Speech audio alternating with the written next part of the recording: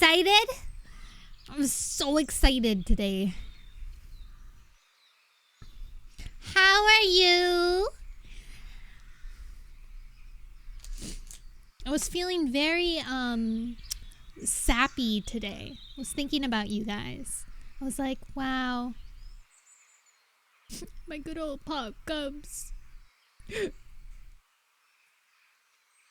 Especially, Mama's almost done with dinner. Dinner. Especially because, I don't know. Ori's streaming right now. It is an hour early. You are correct. I was thinking about Ori, and when I sent you guys to go say hi to her because she was very sweet and nice, and then you guys were very nice to her, and she was really, really happy. And then I was really happy because you guys were really nice. And so, so I was like, oh, my pop cubs, I'm so proud of them. Yeah, she's very sweet. I want to 8 hours. Oh my god, what's she up to? I want to ask her for a collab, but I'm shy.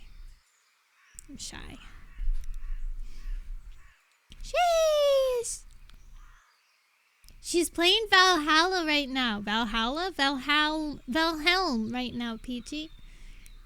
We can ask for you. Saw that tweet making sure if the stream was early enough.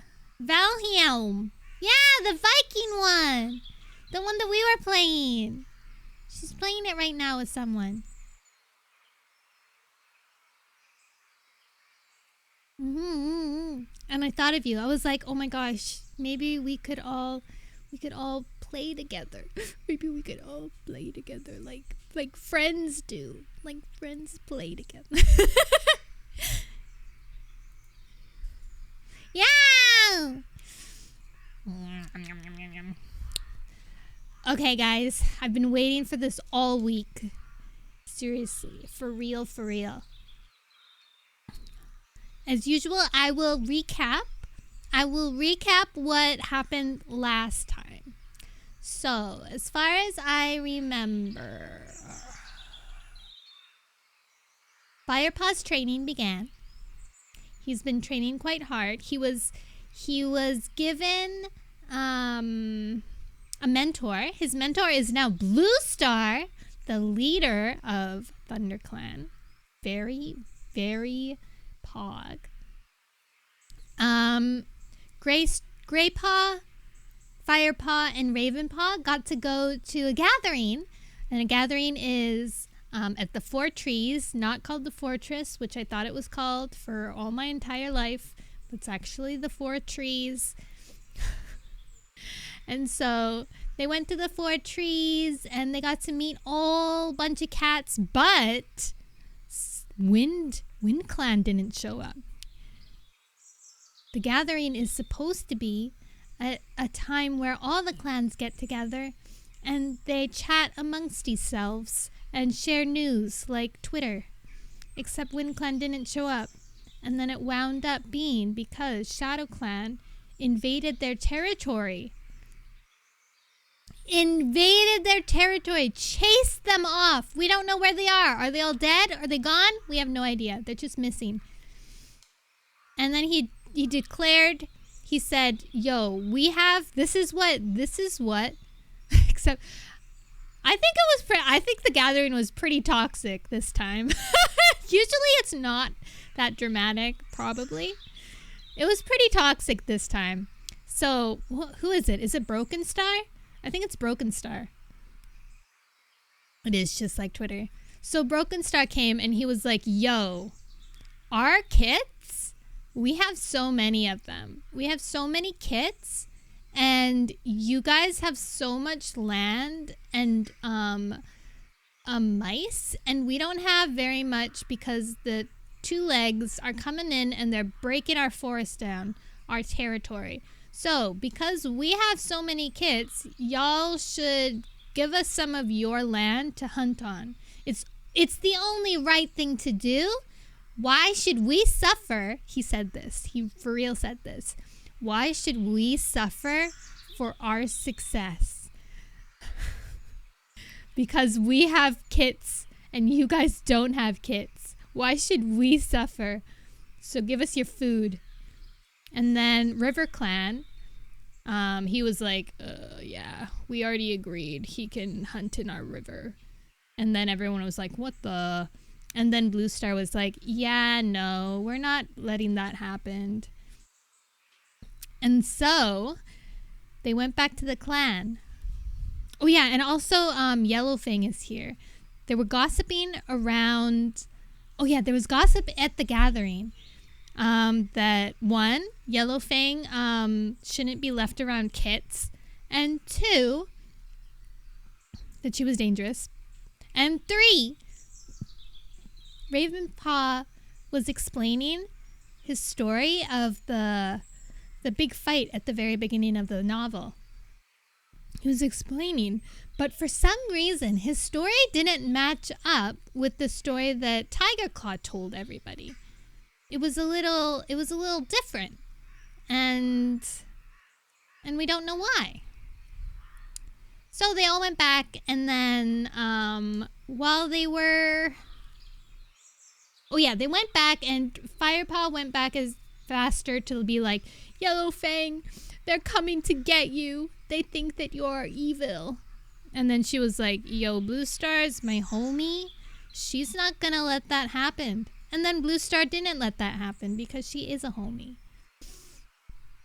But then, after this, Blue Star was like, okay, we need to discuss things with StarClan because StarClan gives us guidance. And I have no clue what to do right now because Wind Clan is gone, River Clan is succumbed to Shadow Clan, and I don't want to do that either.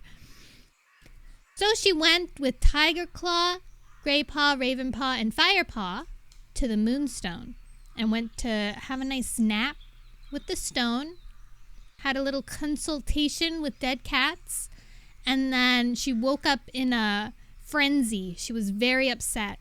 And so she went running. She was like, we have to get back. We have to get back to the clan right now. The snow runt died. What? I forgot my ears did that. Anyway, she was in a frenzy. Blue Star ran back, and they all ran back. And then we met Barley, who is a cute little farm cat. And he told them, oh guys, by the way, the dogs, they're not on leash. They're not chained up at this time of night. So you guys should take the long way. And then they took the long way, and they were attacked by a bunch of rats. And then Blue Star died, but it's okay because she has 9 lives. So she lost a life, and now she only has 5 lives left. So she says. She says she has 5 lives left. Dogs are still pets. Everything's the same except sometimes the cats do a little bit of otherworldly things. But that only really kicks in the next series. Right now it's pretty normal. They talk to dead cats, and that's as extreme as it gets, but everything else is normal. Oh yeah, so Blue Star comes back to life, and then they decide they quickly hurry. She doesn't want to rest. So there are humans. Yes, the humans are the 2 legs. Yeah. And they hurry back, and when they get back into the territory, they hear a whole bunch of ruckus, and Shadow Clan has invaded their territory. They're fighting. They're going crazy. There's fighting. They jump into action. Bam, bam. And then they scare off the Shadow Clan warriors, but alas, Lionheart has been killed. Poor Lionheart. Lionheart has been killed in the line of duty. Greypaw is shook. He's very, very depressed right now. So is Blue Star. So Blue Star As part of the warrior code, you have to announce a new deputy, because Lionheart was the deputy. Average Rain World co-op game. You have to, as part of the warrior code, you have to assign a new deputy before the next morning, I think, after your current deputy has died. So she goes and she appoints Tiger Claw, the new deputy. And she's like, yeah, I'm so, like, we owe this guy already. His, like, loyalty, it's so strong. He's such a good dude. He avenged Redtail and brought his dead body back to us. And then, right next to Firepaw, Ravenpaw says something that shakes Firepaw's very foundation. And I will read this because this is where we left off last time. And it transitions extremely smoothly into the next chapter. Like, literally, it's the same conversation. So it makes sense that I start in this. Okay. Let's begin. Wait, let's see. Okay, let's start here. Bluestar took a deep breath and continued. I say these words before the body of Lionheart, so that his spirit may hear and approve my choice. She hesitated. I have not forgotten how one cat avenged the death of Redtail and brought his body back to us. ThunderClan needs of this fearless loyalty even more now. Bluestar paused again, and then meowed the name loud and clear. Tigerclaw will be the new deputy of ThunderClan. There was a yowl of approval, with the loudest voices belonging to Darkstripe and Longtail. Whitestorm sat calmly, his eyes closed, his tail wrapped neatly around him. He was nodding slowly and approvingly. Tigerclaw lifted his chin proudly, his eyes half closed as he listened to the clan. Then he stalked through the crowd, accepting tributes with the smallest of nods, and leapt up onto the high rock beside Bluestar. ThunderClan, he yowled. I am honored to accept the position of clan deputy. I never expected to gain such a high rank, but the spirit of Lionheart, I vow to serve you the best I can. He gravely dipped his head, fixing the crowd with his wide yellow eyes, and jumped down from the high rock. Firepaw heard Ravenpaw murmur, "Oh no," under his breath beside him. He turned to look curiously at his friend. Ravenpaw's head was hanging low. She should have never chosen him, he muttered. Are you talking about Tigerclaw? Firepaw whispered. He's wanted to be deputy ever since he took care of Redtail. Ravenpaw mewed. He stopped abruptly. Took care of Redtail? Firepaw echoed. His mind suddenly raced with questions. What did Ravenpaw know? At the gathering, had his account of the battle with RiverClan been true? Was Tigerclaw responsible for Redtail's death? Bum, bum, bum. Now we go into Chapter 18. Are you telling Firepaw how I protected Redtail? Firepaw felt a cold shiver ruffle his fur on the back of his neck. Ravenpaw whipped around, eyes wide with fear. Tigerclaw loomed over him, his lip drawn back in a menacing snarl. Firepaw jumped up and faced the new deputy. He was just saying he wished you had been here to take care of Lionheart as well, too. That's all, he mewed, thinking quickly. Tigerclaw looked from one to the other, then stalked away in silence. Ravenpaw's green eyes clouded with terror, and he started to tremble uncontrollably. Ravenpaw? Firepaw mewed in alarm, but Ravenpaw didn't even look up at him. With his head held low, he slunk back to Greypaw and crouched next to him, pressing his skinny body next to Ravenpaw's thick fur as if he was suddenly cold. Firepaw looked helplessly at his two friends as they huddled beside Lionheart's body. Not knowing what else to do, he padded over and settled himself beside them, ready to sit out the night. As the moon passed overhead, other cats came to join their vigil. Bluestar arrived last, once the camp was calm and quiet. She said nothing, but sat a little ways off, gazing at her dead deputy with an expression of such unbearable grief that Firepaw had to look away. At dawn, a group of the elders came to take Lionheart's body away to the burial place. Greypaw followed to help dig the hole where the great warrior would rest. Firepaw yawned and stretched. He felt chilled to the bone. Leafall was nearly here now, and the woods were clouded with mist. But above the leaves, Firepaw saw a rosy morning sky. He watched Greypaw disappear into the dew-soaked undergrowth with the elders.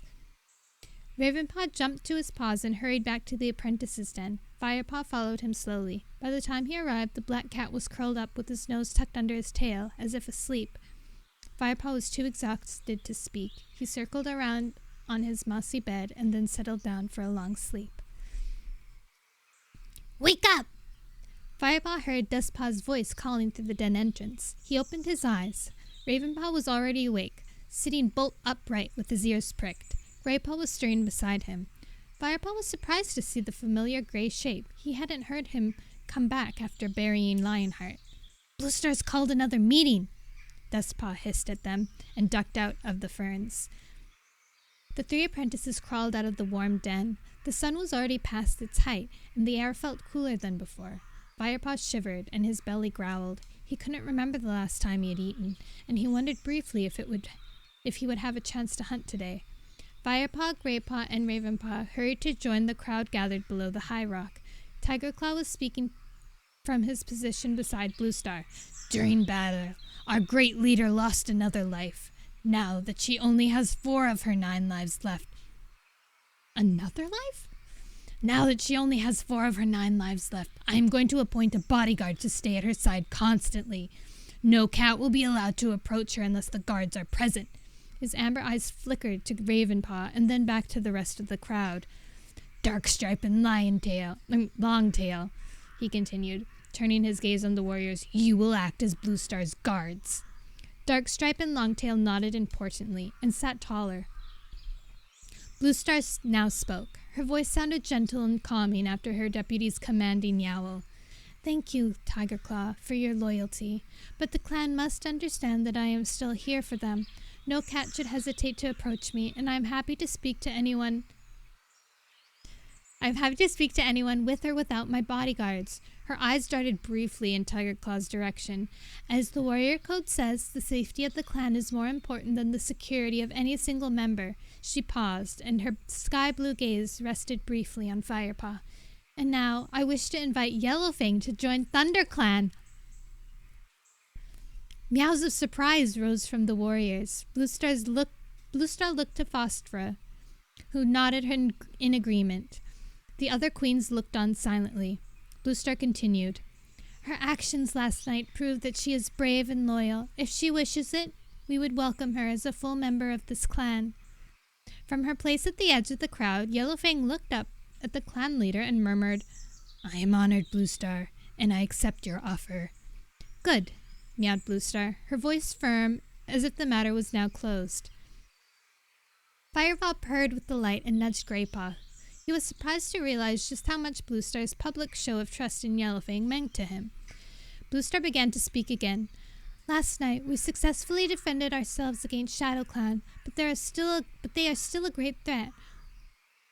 The repair work we begin this morning will continue. Our boundaries will be patrolled constantly. We must not assume that the war is over."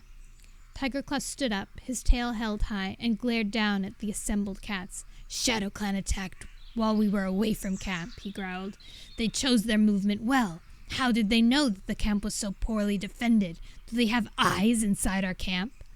Firepaw froze in horror as Tigerclaw fixed his cold stare on Ravenpaw. Some of the other cats followed their new deputy's gaze and stared in puzzlement at the black apprentice. Ravenpaw looked at the ground and shifted his paws nervously. Tigerclaw went on. We still have a while before sunset. We must concentrate on rebuilding our camp. Meanwhile, if you suspect anything or anyone, tell me. Be assured that you will stay in confidence." He nodded to dismiss the clan, and then turned to begin murmuring to Bluestar. The cats separated and began to move around the camp, assessing damage and forming work groups. "Ravenpaw!" Firepaw called, still shocked by Tigerclaw's dark hint that his own apprentice had betrayed the clan. But Ravenpaw had already bounded away. Firepaw could see him offering help to Halftail and Whitestorm, before rushing off to collect twigs so that they could patch the holes in the boundary wall. Ravenpaw clearly didn't want to talk. "Let's go and help him," suggested Greypaw. His voice was flat and exhausted. His eyes were dull. You go. I'll be there in a moment, Firepaw answered. First, I want to check on Yellowfang, see if she's okay after her first fight with Blackfoot. He looked for Yellowfang in her nest by the fallen tree. She was stretched out in the shadows, her eyes thoughtful. Firepaw, she purred when she saw him. I'm glad you have come. I wanted to check that you're all right, Firepaw mewed. Old habits stay longer than old sensei, meowed Yellowfang with the flash of her old spirit. I suppose, Firepaw confessed. How are you feeling? This old leg injury is playing up again, but I'll be fine, Yellowfang told him. How did you manage to fight Blackfoot off? Firepaw asked, unable to keep the admiration out of his voice. Blackfoot's strong, but he is not a clever fighter. Fighting you was more of a challenge. Firepaw looked for the flicker of humor in the old cat's eyes, but there was none. She continued, I've known him since he was a kid. He hasn't changed. A bully, but no brains. Firepaw sat down beside her. I'm not surprised Blue Star asked you to join the clan, he purred. You certainly showed your loyalty last night. Yellowfang's tail twitched.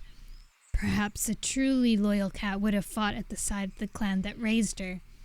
But then I'd be fighting for my 2 legs, Firepaw pointed out.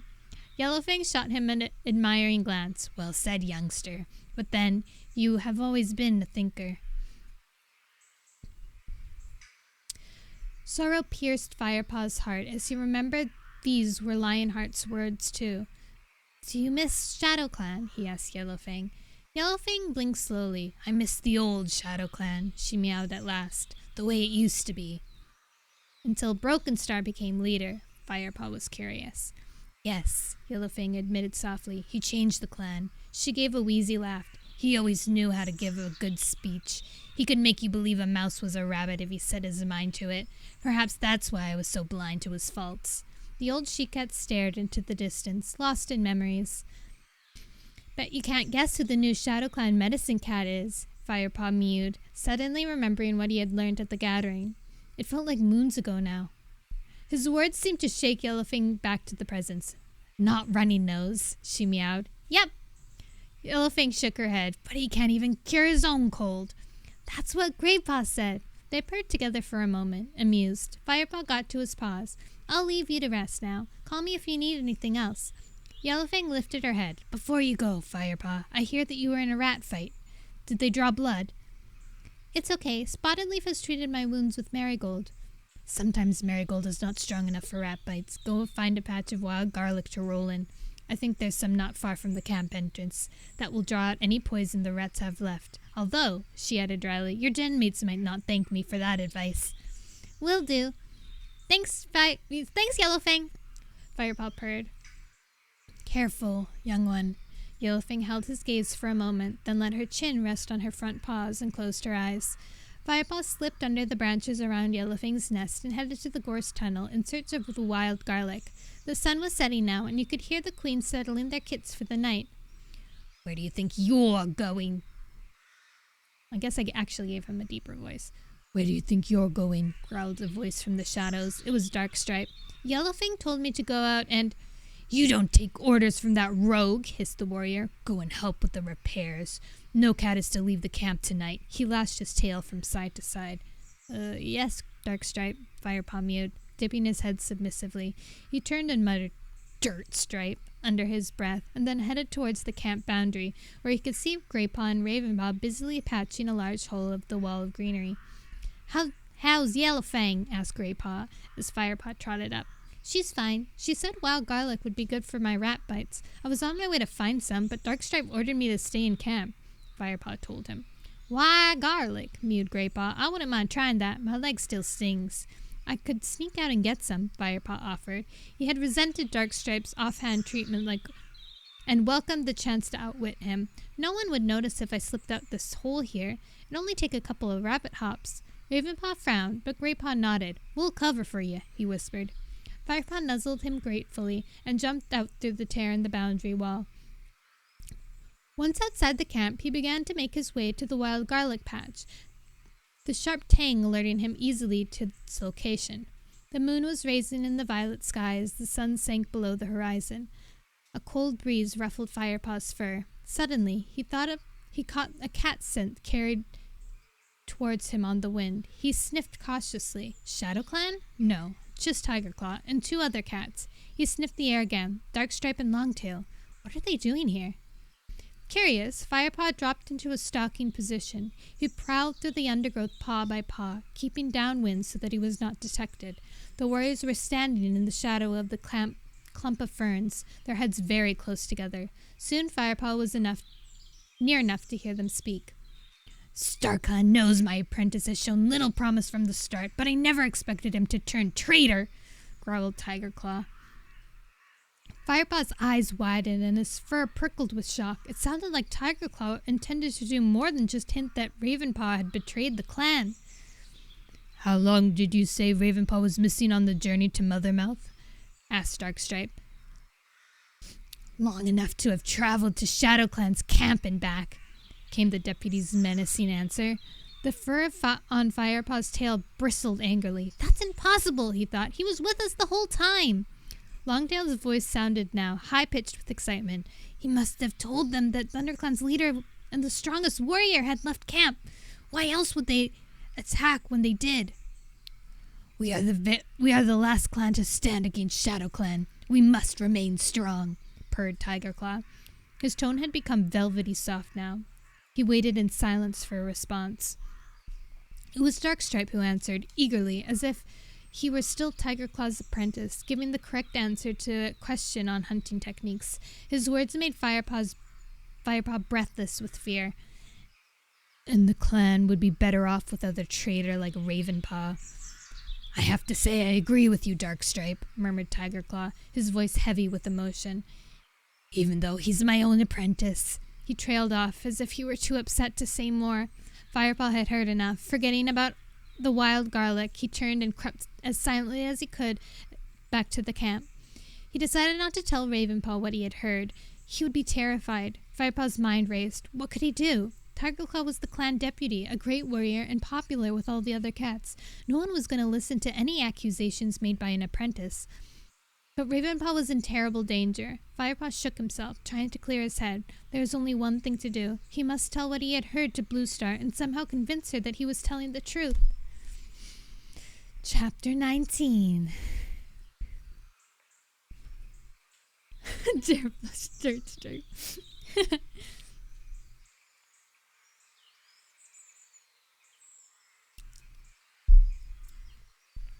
Chapter 19.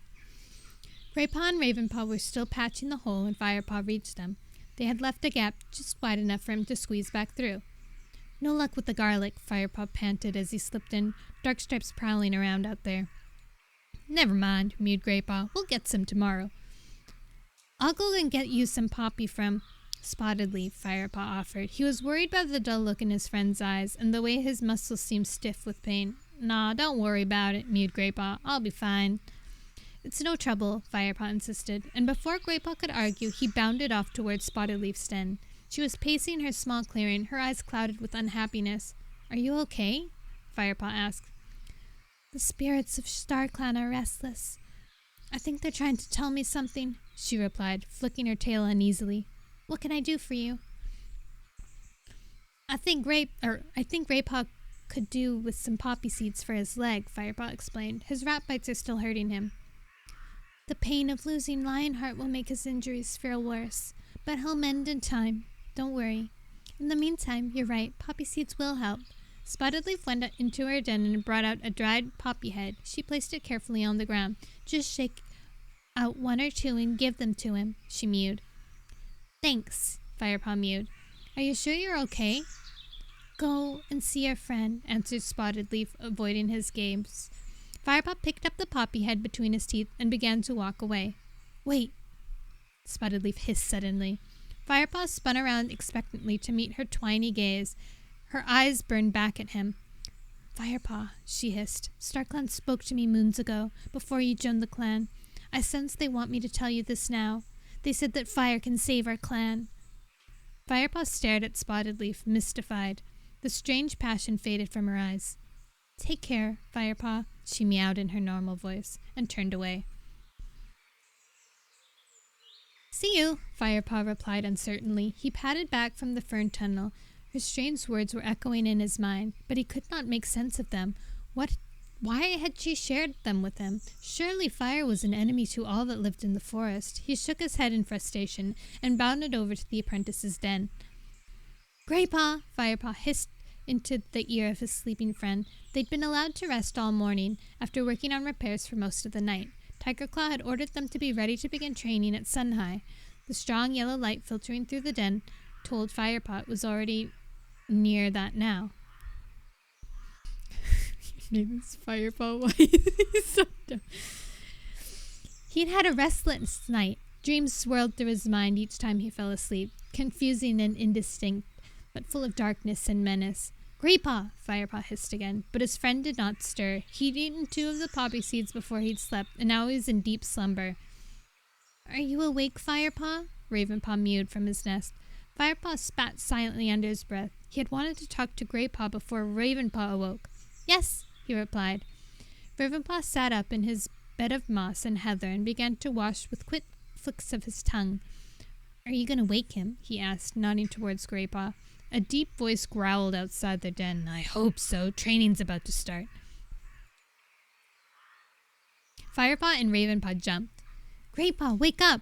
Firepaw poked his friend with one paw. Tigerclaw is waiting. Graypaw lifted his head. His eyes were still heavy with sleep. Are you ready yet? Called Tigerclaw. Firepaw and Ravenpaw crept out of the den, blinking as they emerged into the sunlight. The deputy was sitting beside the tree stump. Is the other one coming? He asked. Yes, Firepaw replied, feeling defensive on behalf of his friend. He only just woke up. Training will do him good, growled Tigerclaw. He's grieved for long enough. Firepaw held the menacing ember gaze for a few moments. Worry and apprentice for a heartbeat, their eyes were locked as enemies. Graypaw scrambled sleepily out of the den. Bluestar will be ready for you in a moment, Firepaw, announced Tigerclaw.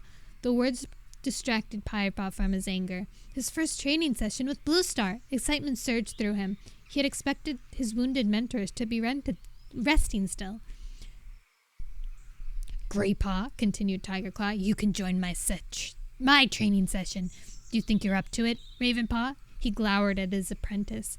After all, you got some pretty nasty nettle stings while the rest of us were fighting those rats. Ravenpaw looked at the ground. I'm fine, he mewed. Graypaw and Ravenpaw followed the deputy out of the camp. Ravenpaw's head hung low as he disappeared through the gorse tunnel. Firepaw sat and waited for Bluestar. She did not keep him long.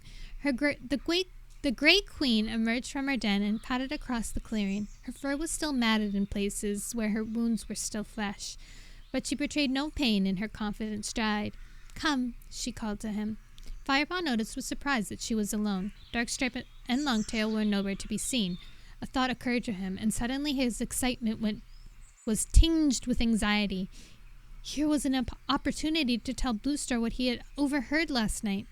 He caught up with her as she headed for the gorse tunnel and fell in step behind her. Will your guards be joining us? He asked hesitantly. Bluestar replied without looking back. I've ordered Darkstripe and Longtail to help with the camp repairs. Securing ThunderClan's base is our first priority. Firepaw's heartbeat quickened. He would tell her about Ravenpaw as soon as they left camp. The two cats followed the trail to the training hollow. The path was strewn with freshly fallen golden leaves that rustled beneath their paws. Firepaw's mind raced as he searched for the suitable words. What should he tell his leader? That Tigerclaw was plotting to get rid of his apprentice? And what would he say when Bluestar asked him why? Could he bring himself to say out loud that he suspected Tigerclaw had killed Redtail, even though he had no evidence beyond Ravenpaw's excited storytelling at the gathering? By the time they reached the sandy hollow, Firepaw had still not spoken. The hollow was empty. I asked Tigerclaw to hold his training session in another part of the forest today, Bluestar explained as she padded to the center of the hollow.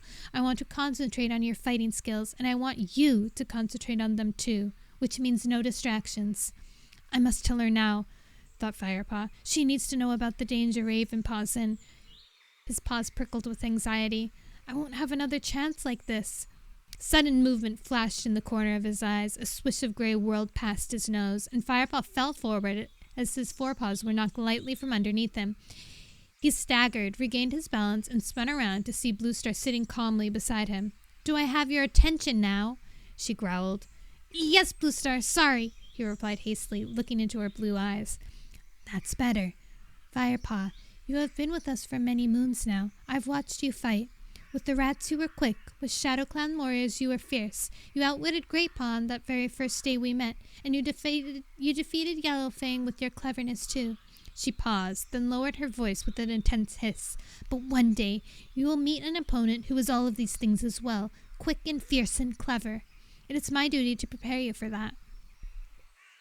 Firepaw nodded, completely caught up in her words. His senses were fully alert. All thoughts of Ravenpaw and Tigerclaw had disappeared, and the musty odors and tiny noises of the forest rushed in upon him. "Let's see how you fight," Bluestar ordered. "Attack me." Firepaw looked at her, sizing her up, and wondered the best way to begin. Bluestar was standing less than 3 rabbit lengths away. She was twice his size, so it would be a waste of effort to begin with the usual paw swipes and wrestling. But if he could leap straight onto her back with a powerful enough jump, he might be able to unbalance her. She hadn't taken her piercing blue eyes off him for an instant. Firepaw stared back and leapt. He had aimed to land squarely on her shoulders, but Bluestar was ready for him. She dropped swiftly into a crouch. As Firepaw hit her, she rolled onto her back. Instead of landing on her shoulders, he found himself crashing down towards her upturned belly. She caught him with all 4 paws and flung him easily away from her. Firepaw felt like he had been bundled away like a bothersome kit. He hit the dusty ground hard and lay winded for a moment before he scrambled to his feet. "Interesting strategy, but your eyes betrayed where you were aiming," growled Bluestar as she stood up and shook off the dust from her thick coat. "Now, try again." This time, Firepaw looked at her shoulders but aimed for her paws. When Bluestar dropped to the ground, he would hit her as she crouched. Firepaw felt a rush of satisfaction as he leaped, but it turned into confusion as Bluestar unexpectedly sprang into the air and let him crash to the ground where she had stood just a heartbeat before. She timed it perfectly. As he landed, she thundered down on top of him, squashing the breath out of him. "Now, try something I don't expect," she hissed into his ear, climbing off him and backing away with a challenging gleam in her eyes. Firepaw scrambled up, panting, and shook himself crossly. Even Yellowfang had not been so tricky. He hissed and leaped again. This time, as he flew at Bluestar, he stretched out his 4 paws. She reared up on her hind legs and used her 4 paws to twist him away. As he felt himself slipping, Firepaw scrabbled with his hind paws in the sand, but it was too late, and he flopped heavily onto his side. "Firepaw," Bluestar meowed calmly, as once more he struggled to his paws. "You are strong and quick, but you must learn to keep control of your speed and body weight so that it's not so easy for me to unbalance you. Try again." Firepaw backed away, hot, dusty, and out of breath. Frustration raged through him. He was determined to get the better of his mentor this time. Slowly he crouched and began to creep towards Bluestar. She mirrored his crouch and hissed into his face as he approached. He raised a paw and swiped at her left ear. She ducked to avoid the strike and reared up, towering over him. Quickly, Firepaw rolled onto his back, slithering beneath her body, and in one fast movement kicked both his legs upward towards her belly. Bluestar was flung backwards and fell onto the sandy earth with a loud grunt. Firepaw flipped himself over and leaped to his paws. He felt jubilant. Then he saw Bluestar lying on the dirt, and for the first time remembering her wounds. Had he reopened them, he dashed to her side and stared down at her. To his relief, her eyes glinted proudly back at him. "That was much better," she puffed. She stood and shook herself. "Now it's my turn." She sprang at him, knocking him to the ground, then retreated and let him pick himself up before leaping again. Firepaw braced himself, but she bowled over him easily again. "Look at my size, Firepaw. Don't try to stand up against my attack. Use your wits. If you are fast enough, avoid me. Then avoid me." Firepaw scrambled to his feet again, preparing for her attack. This time he didn't dig his paws into the soft ground, but stood lightly, keeping his weight on his toes. As Bluestar flew towards him, he hopped neatly out of her path, reared up onto his hind legs, and, with his 4 paws, pushed her flying body outwards past him. Bluestar landed gracefully on all 4 paws and turned. "Excellent! You learned quickly," she purred. "But that was an easy move. Let's see how you'll deal with this one." They trained until sunset.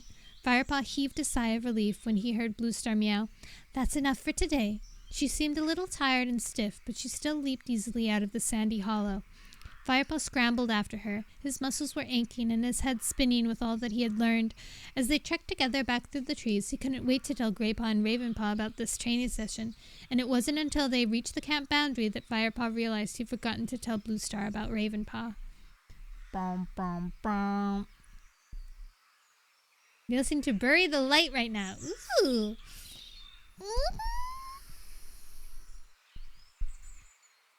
You know what I'm learning as I'm rereading this? I like Bluestar a lot more. When I first read this series, I didn't like Bluestar, and I don't know why. Like, Bluestar's cool. Bluestar's awesome. Why did I not like her? What the heck? Yeah! I think it was part of, like, you know when you're young, you, like, feel like you can't, like, she girl boss too hard for you. Yeah. When you feel like you can't like the strong female leads, you know, when you're younger, you're like, I have to like the dude. You know what I mean? Not who any of these people are. I'm just here listening. Thank you, Juice. You don't have to know what's going on sometimes. Can't relate. Never felt that. Good. I'm glad. It's like, what's the word? Misogyny? It's like misogyny that's been like bred into North American bodies. Very sad, very unfortunate.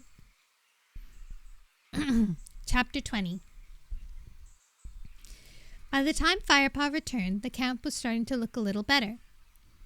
Parties of cats had clearly been patching and repairing continuously throughout the day. Frostfur and Goldenflower were still busy fortifying the nursery walls, but the outer walls looked solid and secure once more. Firepaw trotted across the clearing to see if there was any fresh kill around. He passed Sandpaw and Dustpaw, who were preparing to leave in the next patrol. Sorry, mewed Sandpaw as Firepaw sniffed hopefully around the eating area. We ate the last 2 mice. Firepaw shrugged. He would catch something for himself later. He headed back to the apprentice's den where Greypaw was sitting with his back resting against the tree stump, licking a forepaw. Where's Ravenpaw? Firepaw asked as he sat down. Not back from his task yet, replied Greypaw. Look at that! He held out his paw for Firepaw to inspect. The pad was torn and bleeding. Tigerclaw sent me fishing and I stepped on a sharp stone in the stream. That looks pretty deep. You should get Spotted Leaf to take a look at it, Firepaw advised. Where did Tigerclaw send Ravenpaw, by the way? Dunno. I was up to my belly in cold water, muttered Greypaw. He stood up and limped away towards Spotted Leaf's den. Firepaw said it. I'm good, Raven. I'm good. I hope you're good, too. Firepaw settled down, his eyes fixed on the entrance of the camp, and waited for Ravenpaw. After overhearing the warriors' conversation last night, he couldn't shake the feeling that something dreadful was going to happen to his friend. His heart lurched as he saw Tigerclaw enter the camp alone. He waited longer. The moon was high in the sky. Surely Ravenpaw would be back by now. Firepaw found himself wishing he'd spoken to Bluestar when he'd had the chance. He could see Darkstripe and Longtail guarding her den now, and he certainly didn't want them to overhear his concerns. Tigerclaw had brought back fresh kill, which he was sharing with Whitestorm.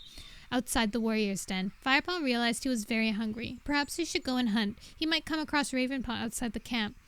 As he wondered what to do, Firepaw saw Ravenpaw trotting through the entrance of the camp. A thrill of relief raced through him, and not just because Ravenpaw was holding fresh kill between his teeth.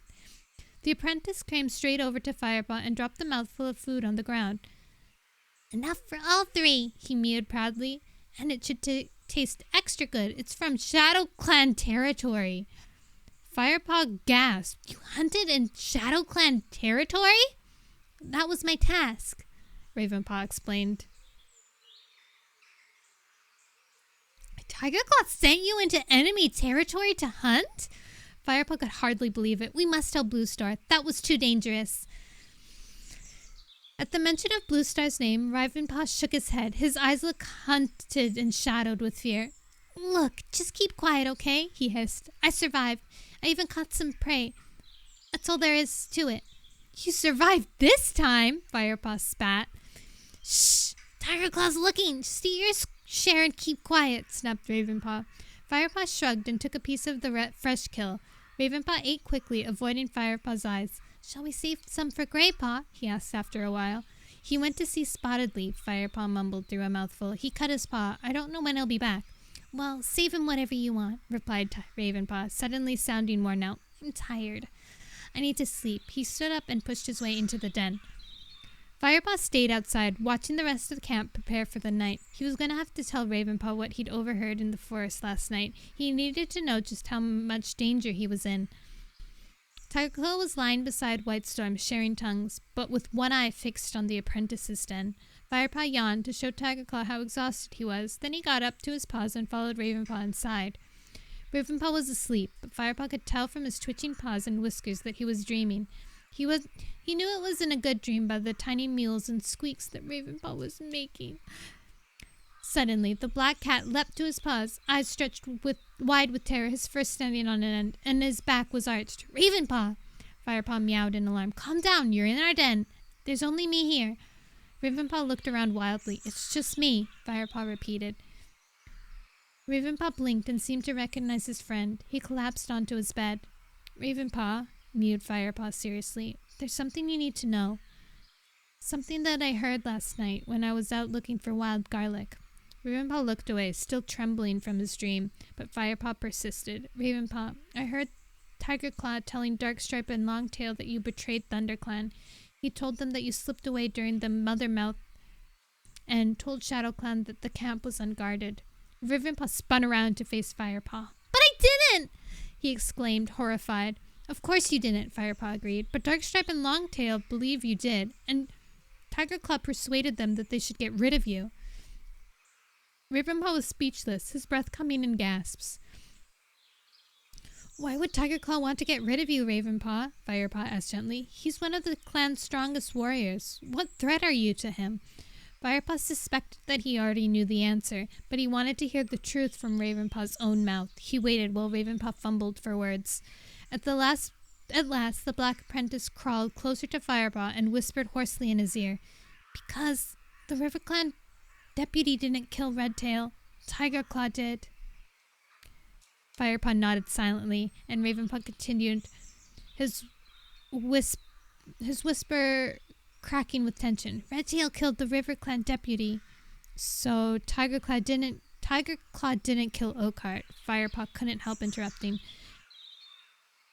Ravenpaw shook his head. No, he didn't.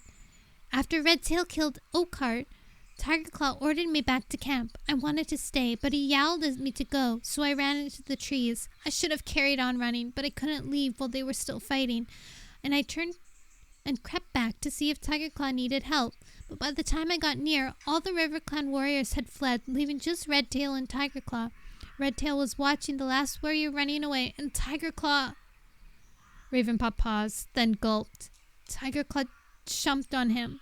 He sank his teeth into the back of his neck, and Redtail fell to the ground, dead. That's when I ran. I don't know if Tigerclaw saw me or not. I just kept running till I got back to camp. Why didn't you tell Bluestar? Firepaw pressed gently. Would she have believed me? Ravenpaw's eyes rolled wildly. Do you believe me? Of course I do, Firepaw mewed. He licked Ravenpaw between the ears in an effort to calm and comfort his friend. He was going to have to find another opportunity to tell Bluestar about Tigerclaw's treachery. Don't worry, I'll sort it out, he promised. Meanwhile, make sure you stick close to me or Greypaw.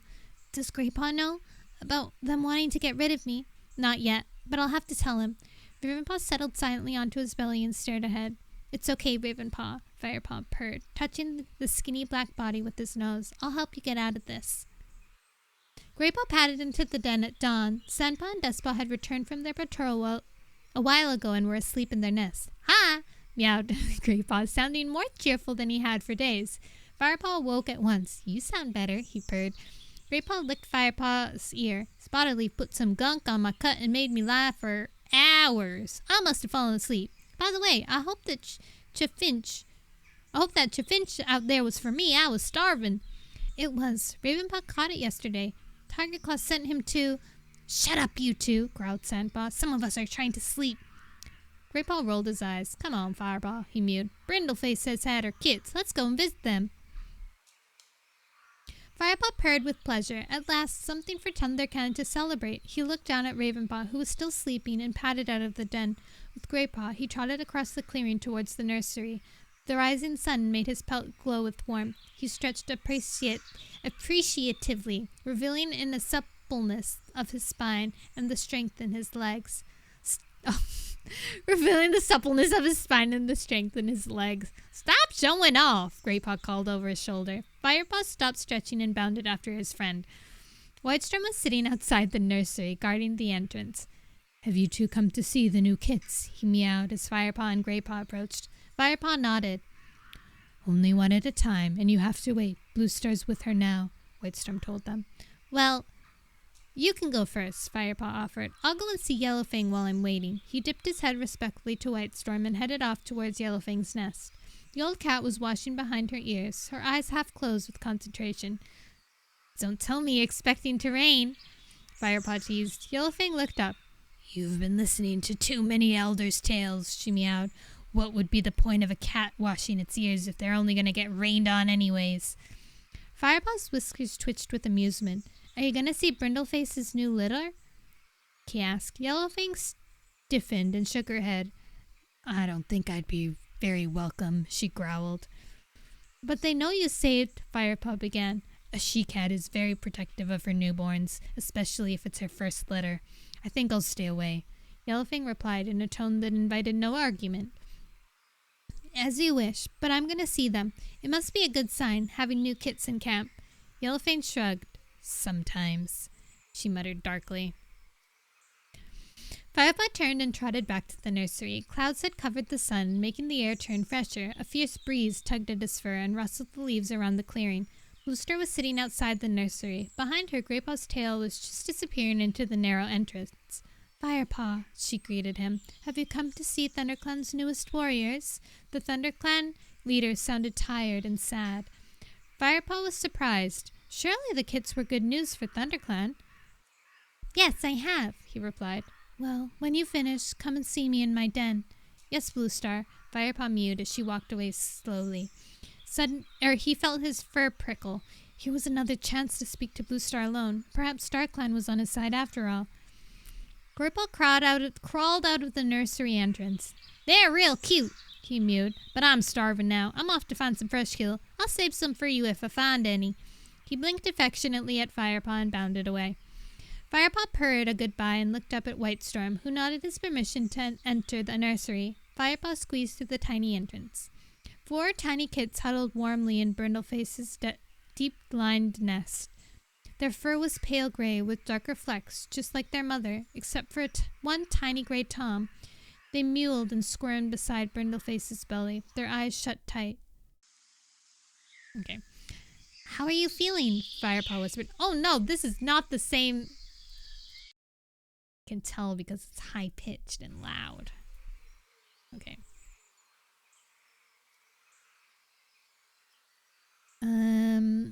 "How are you feeling?" Firepaw whispered to her. "A little tired," answered Brindleface. She looked down proudly at her litter. "But the kids are strong and healthy." "ThunderClan is lucky to have them," Firepaw purred. "I was just talking to them to Yellowfang." Brindleface didn't answer, and Firepaw couldn't miss the worry that flashed in her eyes as she nudged her straying kit closer to her. Firepaw felt a tremor of anxiety in his belly. Bluestar may have accepted Yellowfang into ThunderClan, but it looked like the old cat was still not trusted by all the clan. He touched his nose affectionately to Brindleface's flank and turned and made his way out into the clearing. The clan leader was waiting for Firepaw at the entrance to her den. Longtail sat at her side. The pale tabby warrior stared hard at Firepaw as he approached. Firepaw ignored his gaze and looked expectantly at Bluestar. "Come inside," she meowed, turning to lead the way. Firepaw trotted after her. Liontail immediately stood up as if to follow them. Bluestar looked back at him over her shoulder. "I think I'll be safe enough with young Firepaw," she meowed. Longtail looked uncertain for a moment, then sat down again outside the entrance. Firepaw had never been inside Bluestar's den. He padded after her through the lichen that draped over the entrance. "Brindleface's kits are lovely," he purred. Bluestar looked serious. Lovely as they may be, they mean more mouths to feed, and the season of leaf bear will soon be here. Then she glanced at Firepaw, who was unable to hide his surprise at her melancholy tone. Oh, don't listen to me, meowed Bluestar, shaking her head impatiently. The first cold wind always worries me. Come, make yourself comfortable. She tipped her head towards the dry, sandy floor. Firepaw dropped onto his belly and stretched his paws out in front of him. Bluestar circled slowly in her mossy nest. I'm still aching from our training session yesterday, she admitted when she finally settled herself and curled her tail around her paws. You fought well, young one. For once, Bluestar didn't stop to bask in her praise. His heart was thumping. This was the perfect moment to tell his leader his fears about Tiger Claw. He lifted his chin, ready to speak. But it was Bluestar who spoke first, staring past him into the far wall of her den. I can still smell the stale stench of ShadowClan in the camp, she murmured. I hope never to see the day when our enemy broke into the heart of ThunderClan. Firepaw nodded in silent agreement, sensing Bluestar was going to say more. And so many deaths, she sighed. First Redtail, then Lionheart. I think StarClan at least the warriors we have left are strong and loyal like them. At least with Tiger Claw's deputy, ThunderClan may still be able to defend itself. Firepaw's heart plummeted and an icy chill cut deep into him as Bluestar went on. There was a time when Tiger Claw was a young warrior that I feared for the strength of his passion. Such energy can need careful channeling. But now I am proud to see how much respect the clans have for him. I know he is ambitious, but his ambition makes him one of the bravest cats I have ever had the honor to fight alongside. Firepaw knew at once he could not tell Bluestar his suspicion about Tiger Claw, not when Bluestar looked to a deputy to protect the whole clan. He would have to save Ravenpaw himself. He took a deep breath and blinked slowly, so that when Bluestar turned around and looked directly into his eyes, no trace of his shock and disappointment remained. Her next words were quiet and full of concern. You know, Broken Star will return. He made it clear at the gathering that he wants hunting rights in all the territories. We fought him off once. We can do it again, Firepaw insisted. That's true, Bluestar acknowledged with a wiry nod. StarClan will honor your courage, young Firepaw.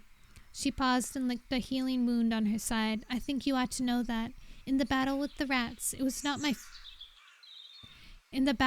I think you ought to know that. In the battle with the rats, it was not my 5th life that I lost, but my 7th. Firepaw sat bolt upright, shocked. Bluestar went on. I have let the clan believe it was my 5th because I do not want them to fear for my safety. But 2 more lives, and I will have to leave you to join StarClan. Firepaw's mind was racing. Why was she telling him this? Thank you for sharing this with me, Bluestar, he purred respectfully. Bluestar nodded. I am tired now, she rasped. Off you go. And Firepaw, I don't expect you to repeat this conversation to anyone. Of course, Bluestar, Firepaw replied as he nosed his way through the curtain of lichen. Longtail was still sitting at the entrance. Firepaw stepped past him and made his way towards his den. He didn't know which part of this conversation with Bluestar had been more bewildering. He was stopped in his tracks by a yowl of horror coming from the nursery. Frostfur came sprinting into the clearing, her tail bristling and her eyes wide with alarm. My kits! Someone has taken my kits! Tiger Claw bounded over to her. He called to the clan, Quick, search the camp! Whitestorm, stay where you are. Warriors, patrol the camp boundary. Apprentices, search every den. Firepaw rushed to the nearest den, the warriors, and pushed his way inside. It was empty. He scrambled through the bedding with his paws, but there were neither sight nor scent of Frostfur's kits. He charged outside and headed to his own den. Ravenpaw and Greypaw were already inside, pushing aside their nests, sniffing every corner. Dustpaw and Sandpaw were searching the Elder's den. Firepaw left them to it and charged from one clump of grass to another, pushing his muzzle into them, ignoring the nettles that stung his nose. There was no sign of the kits anywhere. He looked around the camp boundary. Warriors paced backwards and forwards, urgently sniffing the air. Suddenly, Firepaw spotted Yellowfang in the distance. She was pushing her way through an unguarded part of the fern wall. She must have found a scent, he thought, and raced towards her as her tail disappeared into the greenery. But by the time that he arrived at the fern wall, she had gone. He sniffed the air. No kit scent, just the bitter smell of Yellowfang's fear. What was she afraid of? Firepaw wondered. Tiger Claw's yowl sounded from the bushes behind the nursery. All the cats raced over to him, headed by Frostfur. They crowded as closely as they could, jostling to see with the dense undergrowth. Firepaw nosed his way forward and saw Tigerclaw standing over a motionless bundle of dappled fur. Spotted Leaf. Firepaw stared in disbelief at her lifeless body. Fury rose into him like a dark cloud, and he felt the blood roaring in his ears. Who had done this? Bluestar stepped through the crowd and leaned over the medicine cat. She has been killed by a warrior blow, she meowed softly. Firepaw craned his neck and with a single wound on the back and saw a single wound on the back of Spotted Leaf's neck. His head swam and suddenly he was unable to see clearly. Through his grief, Firepaw heard a murmur at the back of the crowd that swelled into a single piercing yowl. Yellowfang is gone! Chapter 21. Not Yellow. So much happened at once. That's an unfortunate development. Hi, Couch! Happy birthday! That was like... Okay, I knew that Spotted Leaf was gonna die. I did not remember it being like that. And how fast. Why are you laughing? The cat just died and you're laughing. It's how I cope. So we find out Bluestar only has 7 lives. And Spotted Leaf was just found dead. Okay. Woo!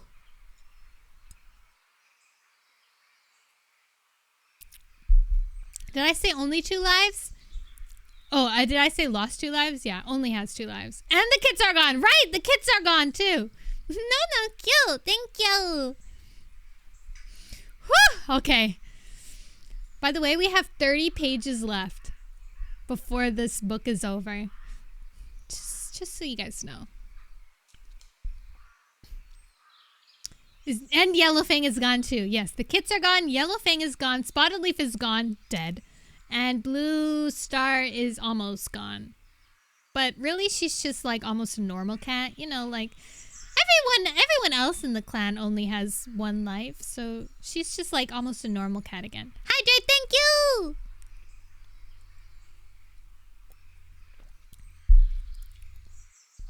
It's fun when I'm reading because I kind of like look ahead as I'm reading. So as I was reading that, I was like skipping ahead. And then I saw the Spotted Leaf stuff and I was like, oh my god. Does only the clan leader have 9 lives? Yeah. So once you're appointed leader, you go to the Moonstones or Mother Mouth, which is what they call it sometimes. And you have a little nap with StarClan. And then StarClan gives you 9 lives. And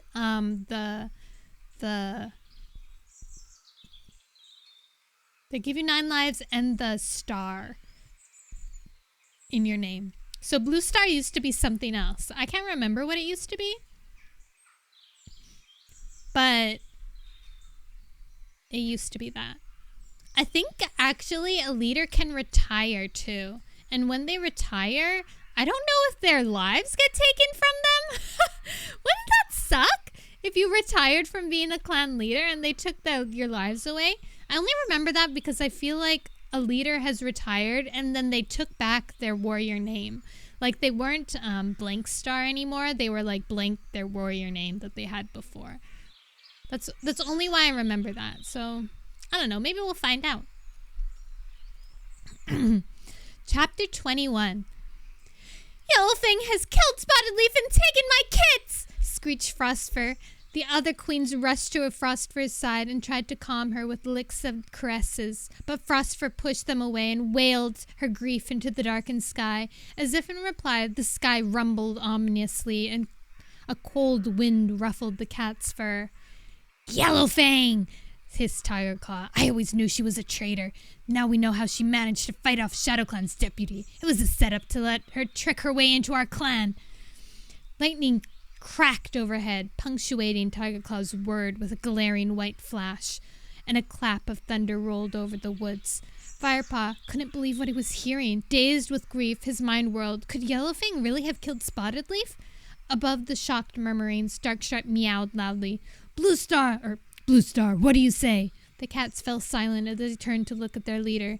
Blue Star's gaze moved across the crowd of cats and settled finally on Spotted Leaf's body. The first drops of rain began to fall, sparkling like dewdrops on the medicine cat's still glossy fur. Blue Star blinked slowly. Grief clouded her face, and for a moment Firepaw was afraid that this new death would overwhelm her. But when her eyes opened, they glittered with a fierceness that showed her determination to seek revenge for this cruel attack. She lifted her head. If Yellowfang has killed Spotted Leaf and stolen Frost for its kits, she will be hunted down without mercy. The crowd meowed approvingly. But we must wait, Blue Star went on. There is a storm coming, and I am not prepared to risk any more lives. If ShadowClan has our kits, they will come to no immediate harm. I suspect Broken Star wants them as recruits for his own clan, or as hostages, to force us to let him hunt in our territory. As soon as the storm has passed, a patrol will follow Yellowfang and bring her back, and bring our kits back. We cannot waste time, or the scent will be lost in the rain, Tiger Claw protested. Blue Star flicked her tail impatiently. If we send out a hunting patrol now, our efforts will be wasted anyways. In this weather, the scent will already be lost by the time we are ready. If we wait until after the storm, we stand a better chance of success. There were murmurs of agreement among the clan. Even though it was barely sun-high, the sky was growing much darker. The cats were unsettled by lightning and thunder and seemed willing to listen to their leader's advice. Blue Star looked at her deputy. I'd like to discuss our plans with you, please, Tiger Claw. Tiger Claw nodded and stalked away towards Blue Star's den, but the leader hesitated. She glanced at Firepaw, signaling with a flick of her tail and a ripple of her whiskers that she wanted to speak with him alone. The other cats gathered around Spotted Leaf and began to share tongues with her, their wails of grief sounding over the thunder. Blue Star wound her way through them and went towards the fern tunnel that led to Spotted Leaf's den. Firepaw quietly skirted the mourning cats and followed her inside. It was very dark beneath the ferns. The storm had blotted out the morning sun so that it seemed as if night had fallen. Rain was falling more heavily now, splattering noisily against the leaves, but at least it was sheltered in Spotted Leaf's clearing. Firepaw, Blue Star meowed urgently as he arrived at her side. Where is Yellowfang? Do you know? Firepaw hardly heard her. He couldn't help remembering the last time he had come to the clearing. An image of Spotted Leaf trotting out of her den, with her cloak gleaming in the sunlight, burned in his mind, and he closed his eyes to preserve it. Firepaw! Blue Star snapped. You must save your grieving for later. Firepaw shook himself. I saw Yellowfang go through the camp boundary after the kits went missing. Do you really think she killed Spotted Leaf and took the kits? Blue Star gazed steadily at him. I don't know, she admitted. I want you to find her and bring her back, alive. I need to know the truth. You're not sending Tiger Claw? Firepaw couldn't help but asking. Tiger Claw is a great warrior, but in this case his loyalty to the clan may cloud his judgment, Blue Star explained. He wants to give the clan the vengeance it desires. No cat can blame him for that. The clan believes Yellowfang has betrayed us, and if Tiger Claw thinks he can reassure the clan by handing them the dead body of Yellowfang, that's what he will do. Firepaw nodded. She was right. Tiger Claw would kill the Yellowfang without question. Blue Star looked stern for a moment. If I find that Yellowfang is a traitor, then I will kill her myself. But if she is not... Her blue eyes burned into Firepaw's. I will not let an innocent cat die. But what if Yellowfang won't come back? Firepaw meowed. She will, if you ask her. Firepaw felt stunned by Blue Star's faith in him. The enormity of what she was asking him could weigh down on him, but he wondered if he had enough courage to carry it through. Go at once, she ordered, but be careful. You will be on your own, and there may be empty patrols around. This storm will keep our own warriors in camp for a while. Thunder rolled overhead as Firepaw dashed out of the clearing. Rain hammered down, pelting against his fur like tiny stones. A bolt of lightning lit up the faces of Darkstripe and Longtail as they watched him cross the clearing. Firepaw bounded past the nursery. He couldn't leave without sharing tongues with Spotted Leaf. The other cats had run for shelter, abandoning the medicine cat's body to the downpour where they huddled beneath the dripping ferns, meowing their fear and loss. Firepaw buried his nose in Spotted Leaf's wet fur and breathed in her scent one last time. Goodbye, my sweet Spotted Leaf, he murmured. His ears prickled as he overheard the voices of Frostfur and Speckletail talking nearby. He froze, straining to listen. Rude, right? They're leaving her body in the rain? What the... Yellowfang must have helped, Speckletail growled. Someone from ThunderClan? Came the anxious voice of Frostfur. You've heard what Tigerclaw's been saying about Ravenpaw. Perhaps he had something to do with it. I've never felt comfortable with him myself. The fur on Firepaw's spine prickled. If Tigerclaw had been spreading his malicious rumors as far as the nursery, Ravenpaw wouldn't be safe anywhere in camp. Firepaw realized he had to act quickly. He would find Yellowfang first, then deal with Ravenpaw. He raced to the spot where he had last seen Yellowfang. He knew her scent so well that he could even smell it through the rain-soaked leaves. He began to push through the bushes, mouth open, to detect where her trail led. Firepaw! Firepaw jumped and then relaxed as he realized it was Greypaw's voice. I've been looking for you, mewed his friend as he rushed towards him. Firepaw gingerly stepped back out of the ferns. Greypaw squinted as the rain dripped down his long fur and into his eyes. Where are you going? He mewed. To look for Yellowfang, Firepaw replied. On your own? Greypaw's broad gray face showed concern. Yellowfang thought for a moment and decided to tell Greypaw the truth. Bluestar asked me to bring Yellowfang back, he mewed. What? Greypaw looked shocked. Why you? Maybe she thinks I know Yellowfang best, and that I'd find her more easily. Wouldn't a party of warriors stand more of a chance? Greypaw pointed out. Tigerclaw's the best tracker in the clan, and if anyone could bring her back, he could. Maybe Tigerclaw wouldn't bring her back. Firepaw murmured. What do you mean? Tigerclaw's out for revenge. He would just kill her. But if she killed Spotted Leaf and took the kids... Do you really believe that? Firepaw asked. Greypaw looked at his friend, shaking his head in confusion. Do you think she's innocent? He mewed. I don't know, Firepaw admitted, and neither does Bluestar. She wants to find out the truth. That's why she's sending me instead of Tigerclaw. But if she ordered Tigerclaw to bring her back alive... Greypaw's words were drowned by a deafening crack of thunder, and a flash of lightning lit up the trees around them. In the dazzling light, Firepaw glimpsed Frostfur chasing Ravenpaw away from the nursery. The White Queen's face was twisted with fury as she hissed at the young black cat and lunged forward to give him a whipping nip on the hind leg. Greypaw turned to Firepaw. What's that all about? He mewed. Firepaw stared back at his friend, his mind leaping ahead to a new idea. It looked like Ravenpaw's time had run out, and Firepaw needed Greypaw's help. But would his friend believe him? The wind was beginning to roar through the trees above them, and Firepaw had to raise his voice. Greypaw's in great danger, he meowed. What? I have to get him away from ThunderClan, right now, before anything happens to him. Greypaw looked puzzled. Wow, what about Yellowfang? There's no time to explain, Firepaw mewed urgently. You'll just have to trust me. There must be a way we can get Ravenpaw away. Bluestar's going to keep the warriors in camp until the storm is over, but that doesn't leave us much time. He tried to picture the hidden corners of the woods beyond ThunderClan territory. We'll have to take him somewhere Tigerclaw wouldn't find him, somewhere he can survive without the clan. Greypaw stared at him for a moment. What about Barley? Barley! Firepaw echoed. You mean take Firepaw to the two-leg place? His ears twitched with excitement. Yes, that might be the best idea. Come on then, meowed Greypaw. What are we waiting for? Relief washed over Firepaw. He should have known his old friend would help. He shook the rain from his head, then touched Firepaw's fur with his nose. Thank you, he purred. Now, let's get Ravenpaw. They found their friend huddled miserably inside their den. Sandpaw and Dustpaw were in their nests, too, looking tense and scared as the storm crashed over. Ravenpaw! Firepaw hissed through the entrance. Ravenpaw looked up. Firepaw flicked his ears to and the black cat followed him into the storm. Come on, Firepaw whispered. We're taking you to Barley. Barley? Ravenpaw mewed in bewilderment, narrowing his eyes against the driving rain. Why? Because you'll be safe there, Firepaw answered, looking at the black cat straight in the eye. Did you see what Frostfur did? He mewed, his voice quivering. I was only going to check on the kids. Come on, Firepaw interrupted him. We must hurry.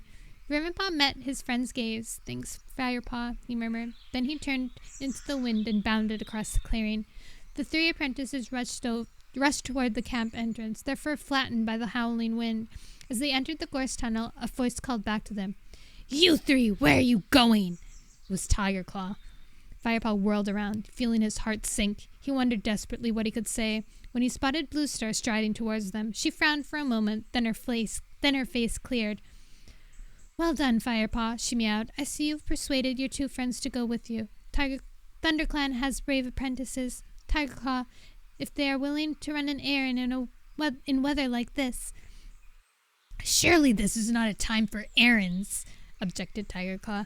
One of Brindleface's kits have a cough. Bluestar's voice was icy calm. Firepaws offered to fetch some coltsfoot for her.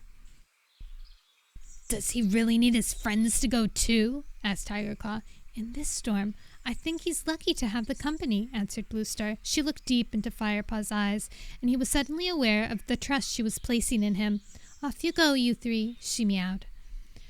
Firepaw returned her gaze gratefully. Thank you, he purred, dipping his head. With a swift glance at his companions, he led the way along the familiar path towards the 4 trees.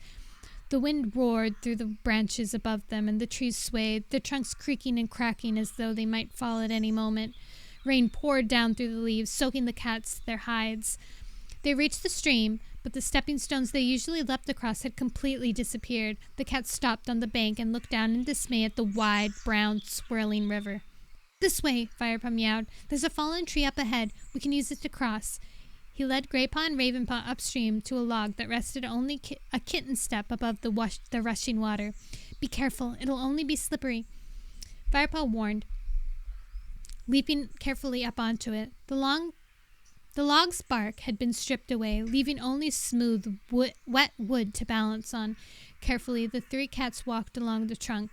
Firepaw jumped down on the other side and watched his friends until they, too, had landed safely.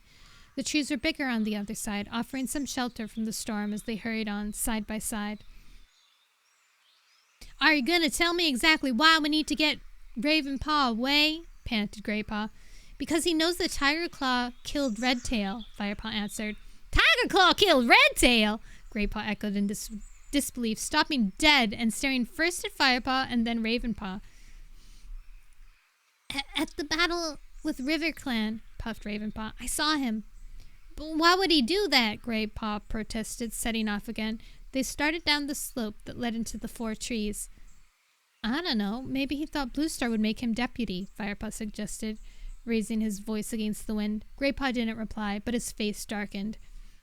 The cats began to climb the steep slope that led up to WindClan territory. As Firepaw leaped upward from rock to rock, he called down to Greypaw behind him. He wanted his friend to understand just how dangerous it was for Ravenpaw and ThunderClan camp. I overheard Tiger Claw talking to Darkstripe and Longtail on the night Lionheart was killed. He yelled. He wants to get rid of Ravenpaw. Get rid of him? You mean kill him? Greypaw sat heavily on a rock. Firepaw stopped too. He looked down at his friend. Ravenpaw had halted further down the slope, his sides heaving as he caught his breath. He looked smaller than ever, with his sodden fur clinging to his scrawny body. You saw the way Frostfur went for Ravenpaw today? Firepaw meowed to Greypaw. Tiger Claw's been hinting to everyone that Ravenpaw's a traitor, but he'll be safe with Barley. Now come on, we must hurry. But it was impossible to talk in the open expense of WindClan territory. The wind howled around them while the thunder and lightning rolled and flashed overhead. The 3 cats lowered their heads and pushed onward into the heart of the storm. Eventually, they reached the edge of the plateau that marked the end of WindClan's territory. We can't take you any further, Ravenpaw, meowed Firepaw through the gale. We have to get back to find Yellowfang before the storm has passed. Ravenpaw looked up at the battering rain, alarmed. Then he nodded. Will you be able to find Barley alone? Yelled Firepaw. Yes, I remember the way, answered Ravenpaw. Watch out for those dogs, warned Greypaw. Ravenpaw nodded. I will. Suddenly he frowned. How can you be sure Barley will welcome me?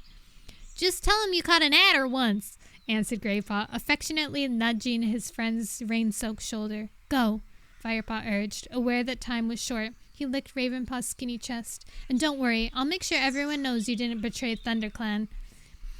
What if Tiger Claw comes looking for me? Ravenpaw's voice was small against the rumbling storm. Firepaw met his gaze steadily. He won't. I shall tell him that you are dead. Chapter 22! 20 more pages, guys. Dun dun dun! Firepaw and Greypaw retraced. Oh, sorry. Okay, I'll hydrate. Okay, I'll hydrate. We going ham.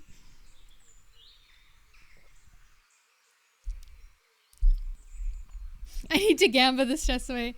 This is confusing but interested.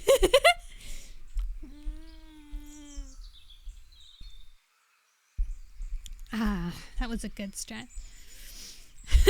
Back 2000, right? Chapter 22.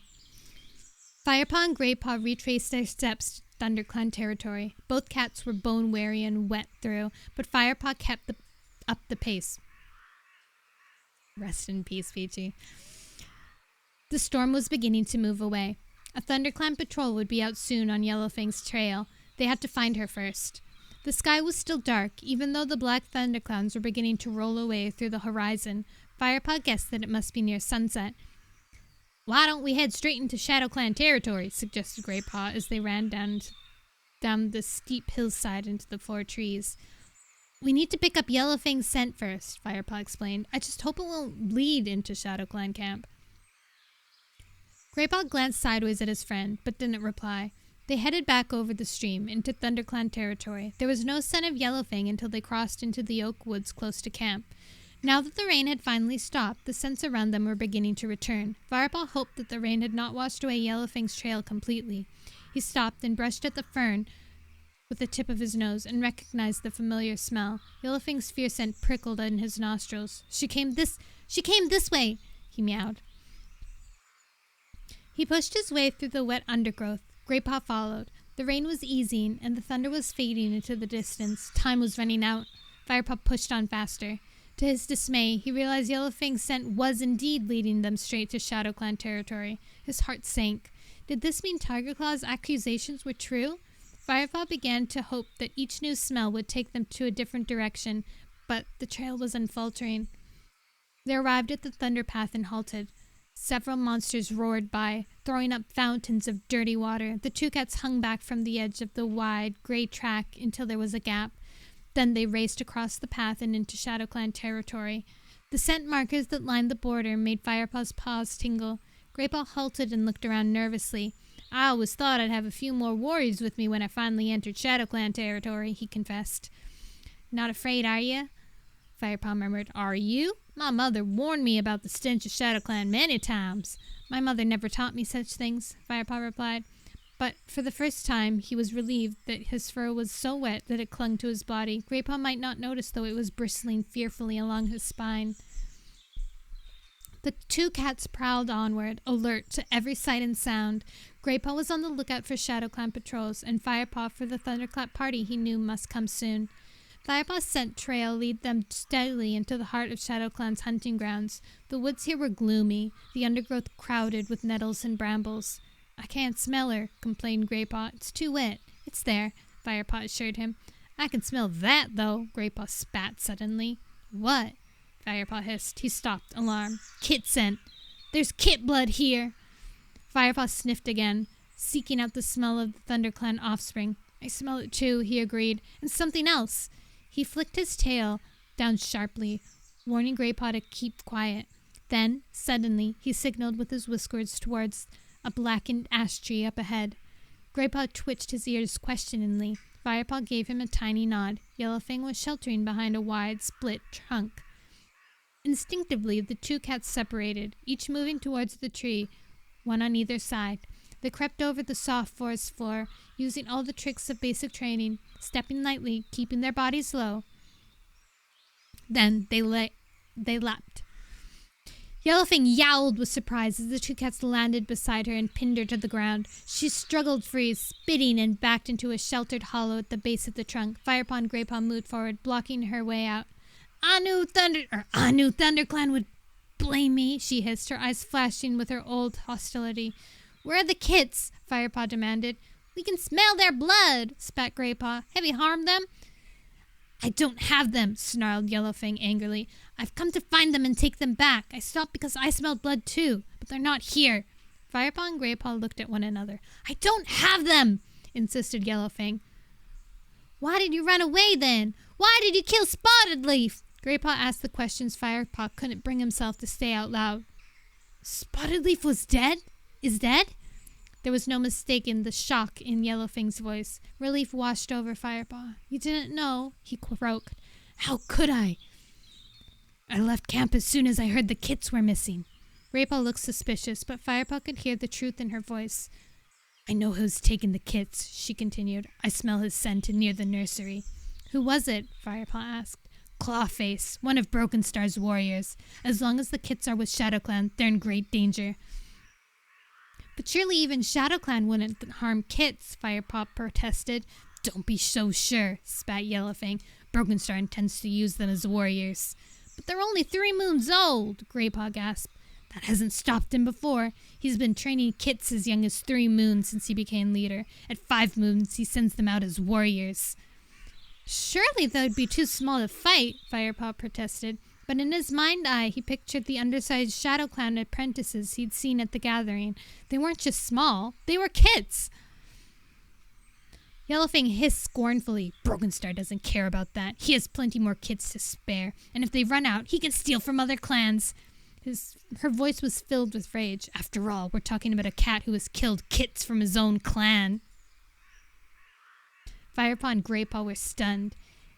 If he killed ShadowClan kits, why wasn't he punished? Because he lied, growled Yellowfang. Bitterness made her voice hard. He accused me of their murder, and ShadowClan believed him. Firepaw suddenly understood. Is that why you were driven out of ShadowClan? He asked. You have to come back with us and tell all this to Blue Star. Not before I've rescued your kits, Yellowfang spat. Graypaw still seemed shocked by Yellowfang's accusation. How could a leader kill kits from his own clan? He demanded. Broken Stars insist on training them too hard and too young. He took 2 of the kits away for battle practice. Yellowfang took a deep, wheezing breath. They were only 4 moons old. They were already dead when he brought them back to me. They bore the scratches and bites of a full warrior, not of apprentices. He must have fought them himself. There was nothing I could do. When their mother came to see them, Broken Star was with me. He said that he had found me standing over their dead bodies. Her voice cracked, and she looked away. Why didn't you tell her it was Broken Star? Firepaw asked in disbelief. Yellowfang shook her head. I couldn't. Why not? The old she-cat hesitated. When she spoke, her voice was heavy with regret. Broken Star is leader. Noble Ragged Star was his father. His word is law. Firepaw looked away, and the 3 cats sat in silence for a moment. Then Firepaw meowed. We'll have to rescue the kits together, tonight, but we can't stay here. I can smell the ThunderClan patrol coming. He paused. If Tiger Claw's with them, Yellowfang doesn't stand a chance. He'll kill her before we can explain. Yellowfang looked at him, alert and determined again. There's a peat this way. It'll be wet after the rain, she told him. Our scents will be disguised there. She leaped onto a clump of ferns, and Firepaw and Graypaw quickly followed her. They could hear the rustling of undergrowth in the distance. It was no longer the wind that disturbed the bushes, but an approaching patrol, no doubt hungry for revenge, that fired up Tiger Claw's lies. An eerie stillness settled over the woods, and a tiny fog was beginning to gather between the tree trunks. Firepaw shook the droplets off his coat and impatiently pulled a burr off his chest. Yellowfang led them onward. The ground grew soggier, and their paws began to sink into the soft peat. The musty smell choked Firepaw's nostrils, but at least it would mask their own trail. Behind them, the noises of cats grew louder. Quick! Under here! Yellowfang urged, ducking into a broad, leveled bush. The 3 cats crouched beneath it, drawing in their tails. Firepaw kept as still as he could, trying to ignore the rank wetness of the ground seeping into his belly fur, and listening to the rustling of the ThunderClan patrol as it came nearer and nearer. The truth is revealed! She was framed! That's why they said she's not allowed near kids. Wow. How's your gambling going? Good? Have you won anything? You got the bow! Yay! Aw, look at you. You're filled with bows now. Very nice, very nice. Poor Yellowfang. Retail therapy. To get over the stress. Hydrated stretch!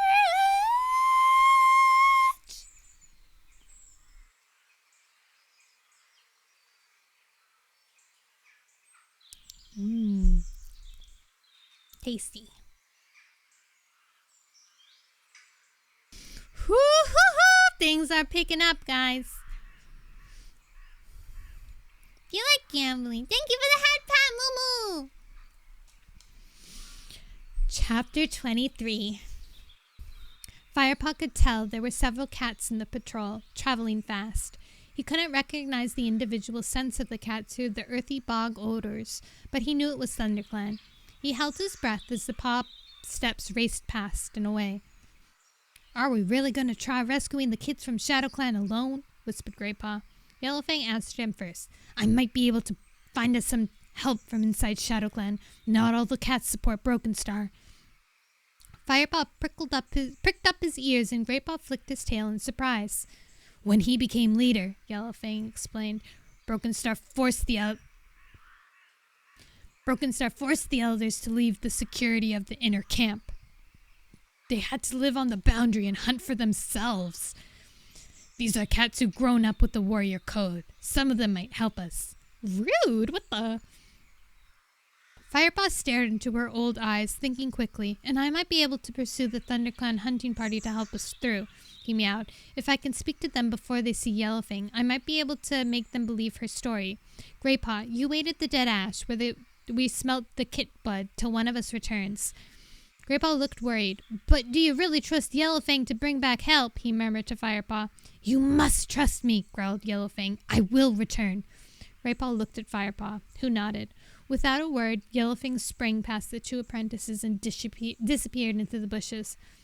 "Have we done the right thing?" asked Greypaw. "I don't know," Firepaw admitted. "If we have, we are the heroes and the kits are safe. If we are wrong, then we're as good as dead." Firepaw sprinted after the patrol, around brambles, past gorse, and through nettles. The trail was easy to follow. The angry ThunderClan cats weren't trying to disguise their presence in ShadowClan's territory. Overhead, the thick layer of cloud had finally rolled over. Beyond the treetops, Silverpelt glittered across the night sky. The moon was rising, but its cold light couldn't pierce the mist that clung to the shadowy undergrowth. Firepaw concentrated on the scent from up ahead. He could smell Whitestorm. He sniffed again. Tiger Claw wasn't with them. He raced to catch up and skidded to a halt behind the band of ThunderClan cats. The warriors turned and glared at him, fur bristling, ears flattened aggressively.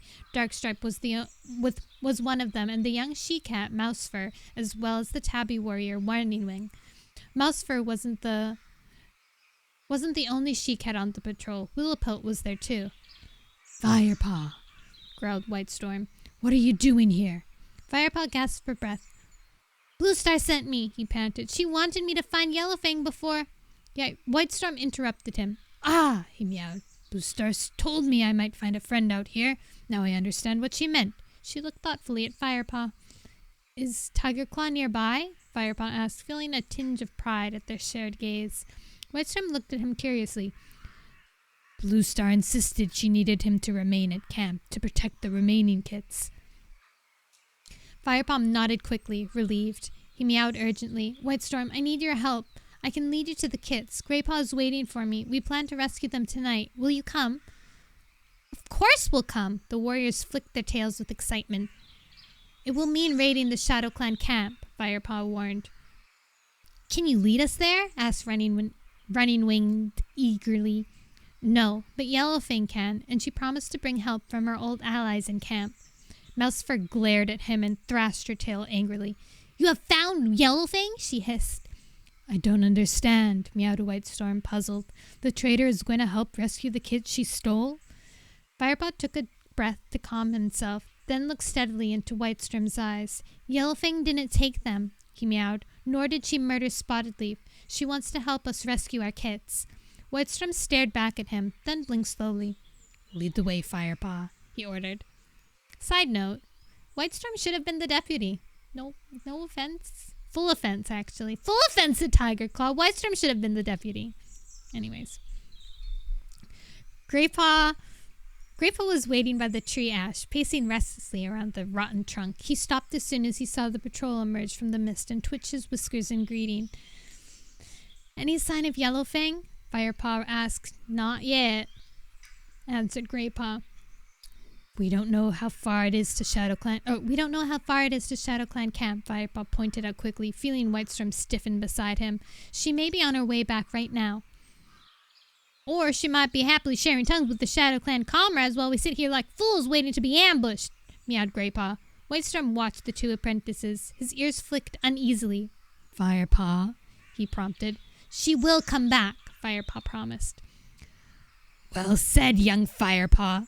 Yellowfang stalked out from behind the ash tree and sat down. You're not the only ones who can sneak up on someone, she meowed to Firepaw. Remember the day we met? You were looking in the wrong direction that time, too. 3 other Shadow Clan cats appeared from behind the tree and settled themselves calmly on either side of Yellowfang. The Thundercats bristled, alert and suspicious.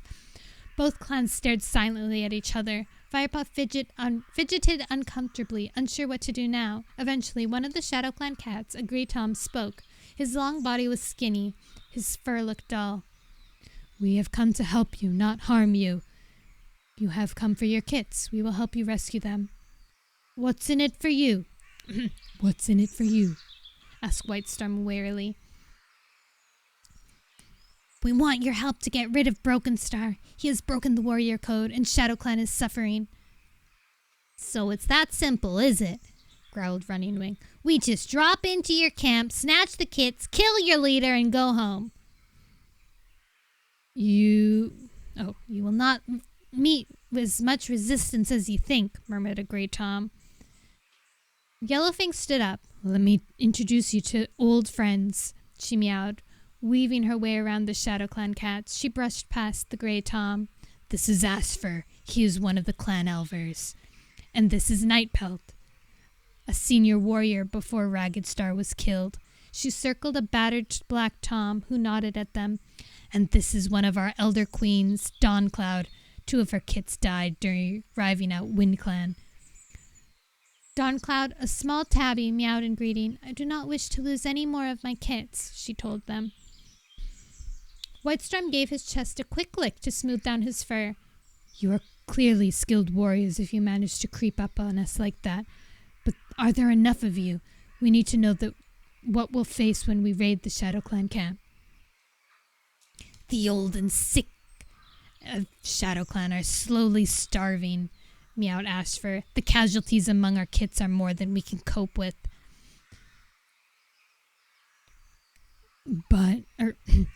But if Shadow Clan is a mess, burst out Darkstripe, how come you have shown so much strength lately? And why is Broken Star still your leader? Broken Star is surrounded by a small group of elite warriors, answered Ashfur. They are the ones to fear, because they would die for him without question. The other warriors obey his orders only because they are frightened. They will fight by his side as long as they think Broken Star is going to win. If they thought he would lose, they would fight against him, not for him. Darkstripe finished the elder's word in disgust. What sort of loyalty is that? The hackles of the Shadow Clan cats began to rise. Our clan was not always like this, Yellowfang interrupted. When Ragged Star led Shadow Clan, we were feared for our strength. But in those days, our strength came from the warrior code and our clan loyalty, not from fear and bloodlust. The old medicine cat sighed. If only Ragged Star had lived longer. How did Ragged Star die? Asked Whitestorm curiously. There were so many rumors at the gathering, but no one seemed to know for sure. Yellowfang's eyes clouded with sorrow.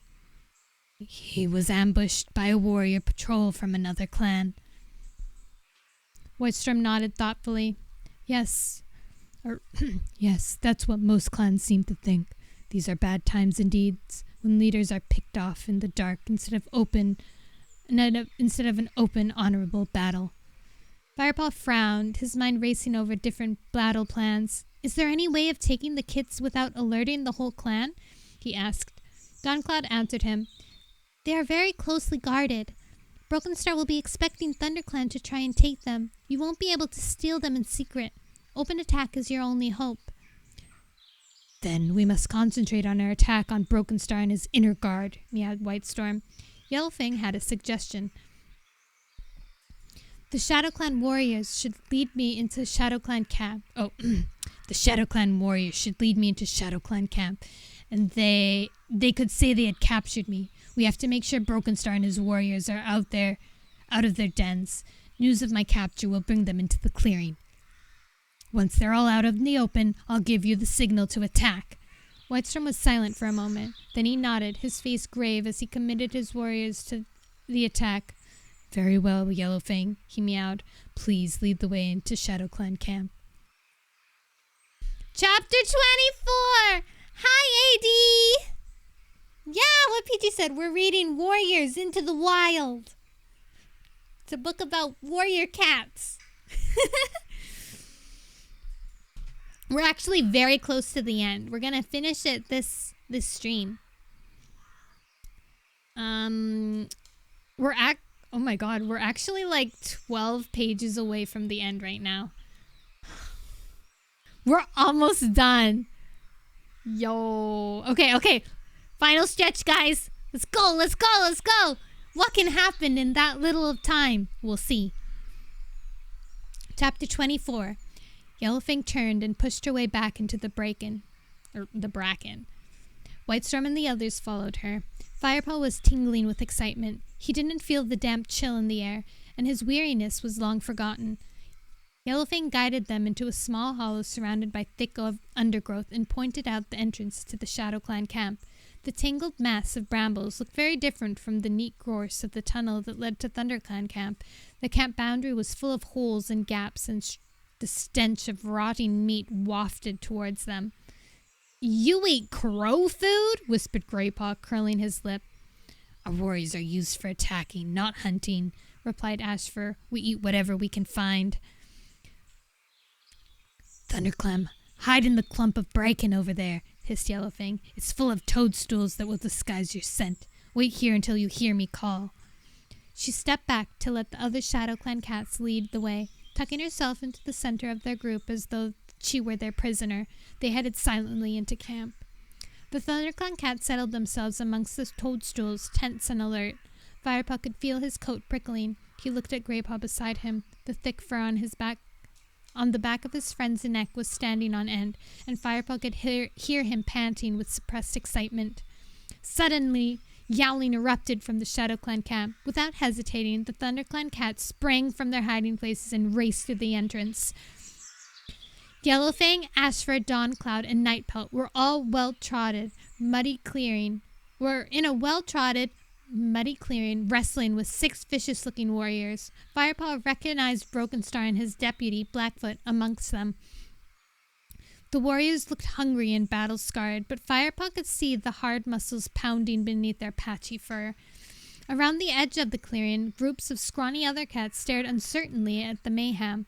Their skinny bodies seemed to recoil at the violence, while their dull eyes looked on, shocked and confused.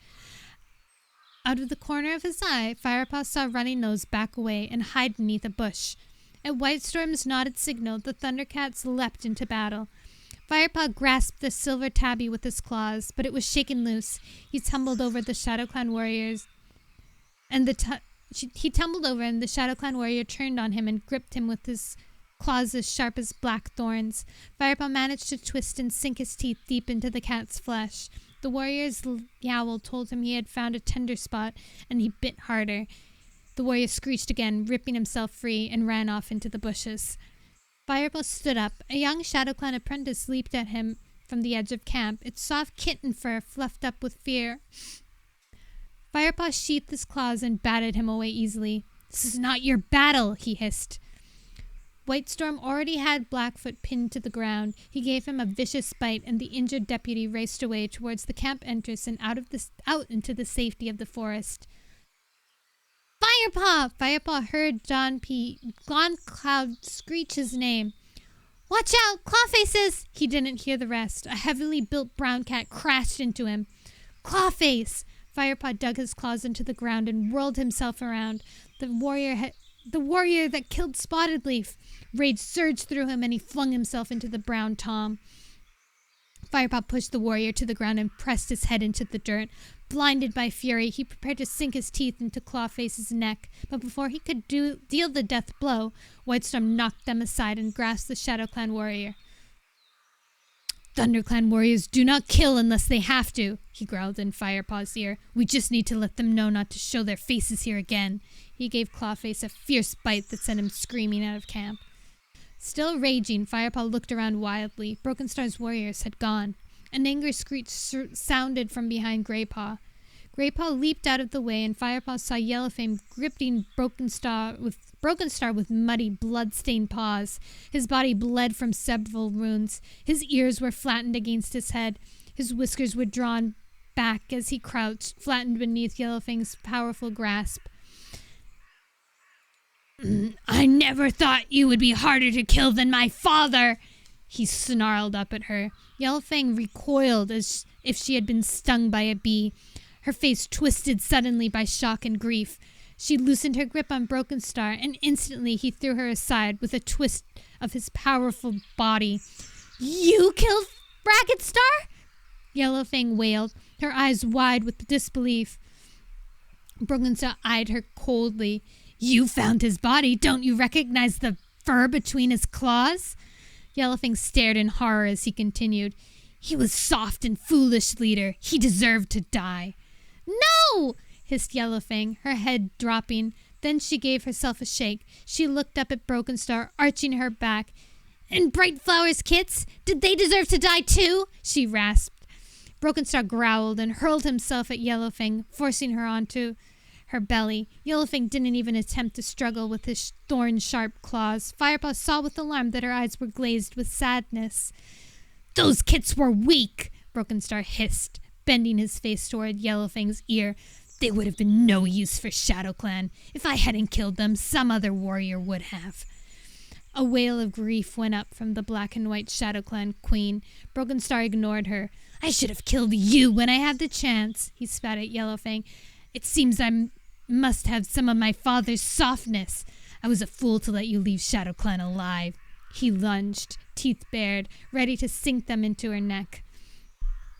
Firepaw was quicker. He jumped onto Broken Star's back before he could clamp his jaws shut. Firepaw dug his claws into the matted tabby fur and pulled him off the exhausted queen, flinging him to the edge of the clearing. Broken Star twisted around midair to land on his feet and looked at Firepaw's eyes, spitting viciously. Don't waste your time, apprentice. I've shared dreams with StarClan. You will have to kill me 9 times over before I join them. Do you really think you're strong enough for that? His eyes glowed with confidence and defiance. Firestar stared back at him, his belly tightened. Broken Star was a clan leader. How on earth could he expect to defeat him? But the watching ShadowClan cats had begun to pad slowly towards the defeated leader, snarling and hissing with hatred. They were battered and half-starved, but Broken Star was outnumbered, and he seemed to realize this with a nervous flick of his tail. He crouched and backed away through the bushes, his eyes glittering menacingly from the shadows, his gaze finding Firepaw through the crowd. This isn't over, apprentice, he hissed, before he turned and vanished into the forest after his broken warriors. Firepaw looked at Whitestorm. Should we go after them? He meowed. The warrior shook his head. I think they got the message that they are not welcome here. Nightpelt, the ShadowClan warrior, nodded in agreement. Leave them alone. If they dare to show their faces here again, ShadowClan will be strong enough by then to tackle them alone. The rest of ShadowClan was huddled together in the ruins of their camp, as if numbered by the realization that their leader was gone. It will take time to rebuild this clan, Firepaw thought. The kits! Firepaw heard Greypaw meow from across the corner of the clearing. He rushed over to his friend. Mousefur and Whitestorm bounded at his heels. As they approached, they could hear the pitiful mewling of the kits from behind a pile of leaves and twigs. Quickly, Greypaw and Mousefur dug down through the foliage until they had uncovered the missing ThunderClan kits at the bottom of the small pit. Are you okay? demanded. Are they okay? demanded Whitestorm, his tail twitching with anxiety. They're fine, replied Greypaw. Must have only a few scratches. But that little tabby has a pretty nasty wound on his ear. Can you take a look, Yellowfang? The old she-cat was licking her own wounds, but at Greypaw's call she raced to the side of the pit, where Greypaw had carefully deposited the tabby kit. Firepaw helped Greypaw to lift the rest of the kits. The last one was gray, like the ambers of an old fire. She mewed and squirmed as Firepaw placed her on the ground. Mousefur gathered all the kits to her and comforted them with licks and caresses. Yellowfang looked closely at the torn ear. We need to stop it from bleeding, she meowed.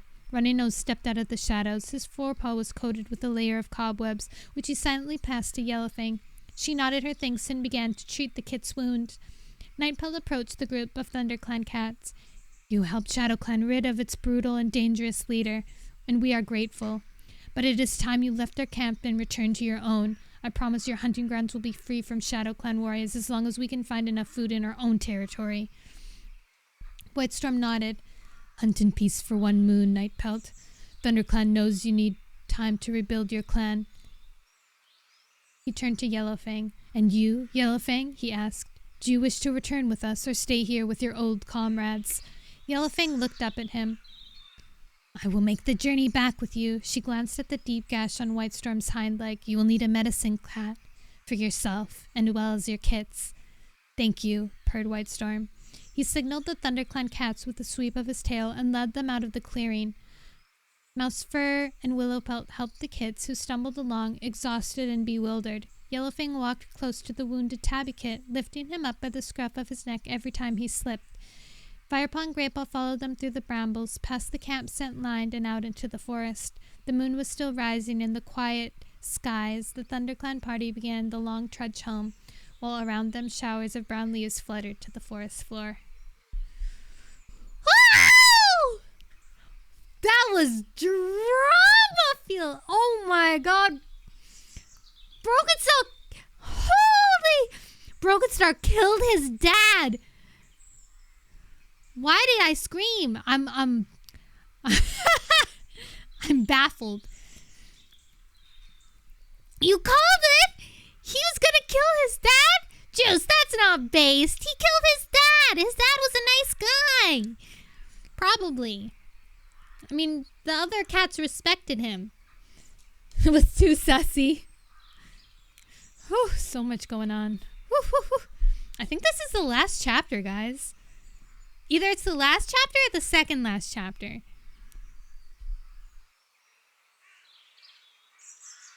Yum, yum, yum, yum. Chapter 25. Buoyed up. What is this word?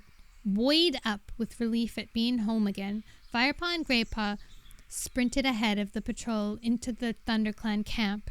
Frostfur was lying in the middle of the clearing, her head resting sadly onto her paws. As the two apprentices bounded in, she lifted her nose and sniffed the air. My kits! She cried. She leaped up and raced past Firepaw and Greypaw to meet the rest of the party as they emerged from the tunnel. The kits rushed over to Frostfur and nuzzled into her side. She curled her soft body around them and licked each of them in turn, purring loudly. Yellowfang hung back at the camp entrance and looked on silently. Bluestar strode up to the returning patrol. She glanced fondly at Frostfur and her kits and then turned her eyes to Whitestorm. Are they all right? She asked. They're fine, meowed Whitestorm. Well done, Whitestorm. ThunderClan honors you. Whitestorm bent his head and accepted her praise and added, but it was thanks to this apprentice that we found them. Firepaw lifted his head and tail proudly, about to speak, but Tigerclaw's accusing snarls sounded from the clearing. Why did you bring back the traitor? The Dark Warrior stalked up to the patrol and stood beside his leader. She is no traitor, Firepaw insisted. He looked around the camp. The rest of the cats had quickly gathered in the clearing to see the kits and congratulate the hunting party. Some of them had spotted Yellowfang and were eyeing her with pure hatred. She killed Spotted Leaf, spat Longtail. Look between Spotted Leaf's claws, Greypaw suggested. You will find the brown fur of Clawface, not Yellowfang's gray fur. Bluestar nodded at Mousefur, who darted away from the crowd towards the spot where Spotted Leaf's body lay, waiting for its own dawn burial. The clan waited in tense silence until she returned. Greypaw's right, Mousefur panted, rushing back to the clearing. Spotted Leaf was not attacked by a gray cat. A murmur of surprise rippled through the crowd. But that doesn't mean she didn't help take the kits, hissed Tigerclaw. Without Yellowfang, we never would have recovered the kits, Firepaw spat. His exhaustion was making him impatient. She knew that ShadowClan warrior had taken them. She was hunting them when I found her. She had risked her life returning to ShadowClan camp. It was Yellowfang who thought up the paddle plan to get us into ShadowClan camp and give us the chance to defeat Broken Star. The cats listened to Firepaw's words, astonished. He's right, Whitestorm meowed. Yellowfang is a friend. I'm glad to hear it, murmured Blue Star, catching Firepaw's eyes. Frostfur's anxious meows sounded from the crowd. Is Broken Star dead? She asked. No, he escaped, Whitestorm told her, but he will never lead ShadowClan again. Frostfur sighed in relief and returned to her nuzzling kits. Whitestorm looked at Blue Star. I promised ShadowClan we would leave them in peace until the next full moon, he explained. Broken Star's leadership has left their clan in chaos. Blue Star nodded. That was a wise and generous offer, she mewed approvingly. The ThunderClan leader walked past Whitestorm and the rest of the patrol and approached Yellowfang. Yellowfang lowered her eyes as Blue Star touched the gray cat's rough coat with her nose. Yellowfang, I wish you to replace Spotted Leaf as the medicine cat to ThunderClan, Blue Star meowed. I'm sure you'll find all her supplies as she left them. The others began to murmur to each other, tails flicking with excitement. Yellowfang looked around at them anxiously and said nothing. Frostfur glanced at the other queens before she met Yellowfang's gaze and slowly nodded her approval. Yellowfang bent her head respectfully to the white cat before addressing the new leader. Thank you, Blue Star. ShadowClan is not the clan I once knew. ThunderClan is my clan now. Firepaw felt a surge of satisfaction that the old she-cat he had come to love would be the clan's medicine cat from now on. Then his tail dropped as he realized that he would never again find Spotted Leaf in her clearing, the sunlight gleaming on her soft fur, her amber eyes shining in welcome. Where's Ravenpaw? Meowed Blue Star suddenly, jolting Firepaw out of his bittersweet remembrances. Yes! Tigerclaw chimed in. Where's my apprentice? Strange that he should disappear along with Broken Star. He looked meaningfully around the clan. If you think he might have been helping Broken Star, Firepaw meowed boldly, then you are wrong! Tigerclaw stiffened, a menacing gleam in his yellow eyes. Ravenpaw is dead, Firepaw went on, dropping his head as if it weighed down his grief. We found his body in ShadowClan territory. From the scents around him, he must have been slayed by a ShadowClan patrol. He looked at Blue Star. I will tell you everything later, he promised. Yellowfang shot Firepaw a questioning look. Firepaw returned her gaze with a silent plea for her to hold her tongue. She twitched her ears briefly, but in understanding, and looked away. I never said that Ravenpaw was a traitor, hissed Tigerclaw. He paused and allowed an expression of sorrow to cloud his eyes before he turned to address the rest of the clan. Ravenpaw might have made a fine warrior. His death has come too soon, and his loss will be felt by many of us for a long time. Empty words, thought Firepaw bitterly. What would Tigerclaw say if he knew Ravenpaw was safe, far beyond the forest, catching rats with barley? Blue Star broke the silence. We will miss Ravenpaw, but we shall mourn him tomorrow. First, there is another ritual that must be performed, one that I know Ravenpaw would have taken pleasure in. She turned to Firepaw and Greypaw. You have shown great courage tonight. Did they fight well, Whitestorm? She asked. Like warriors, Whitestorm replied solemnly.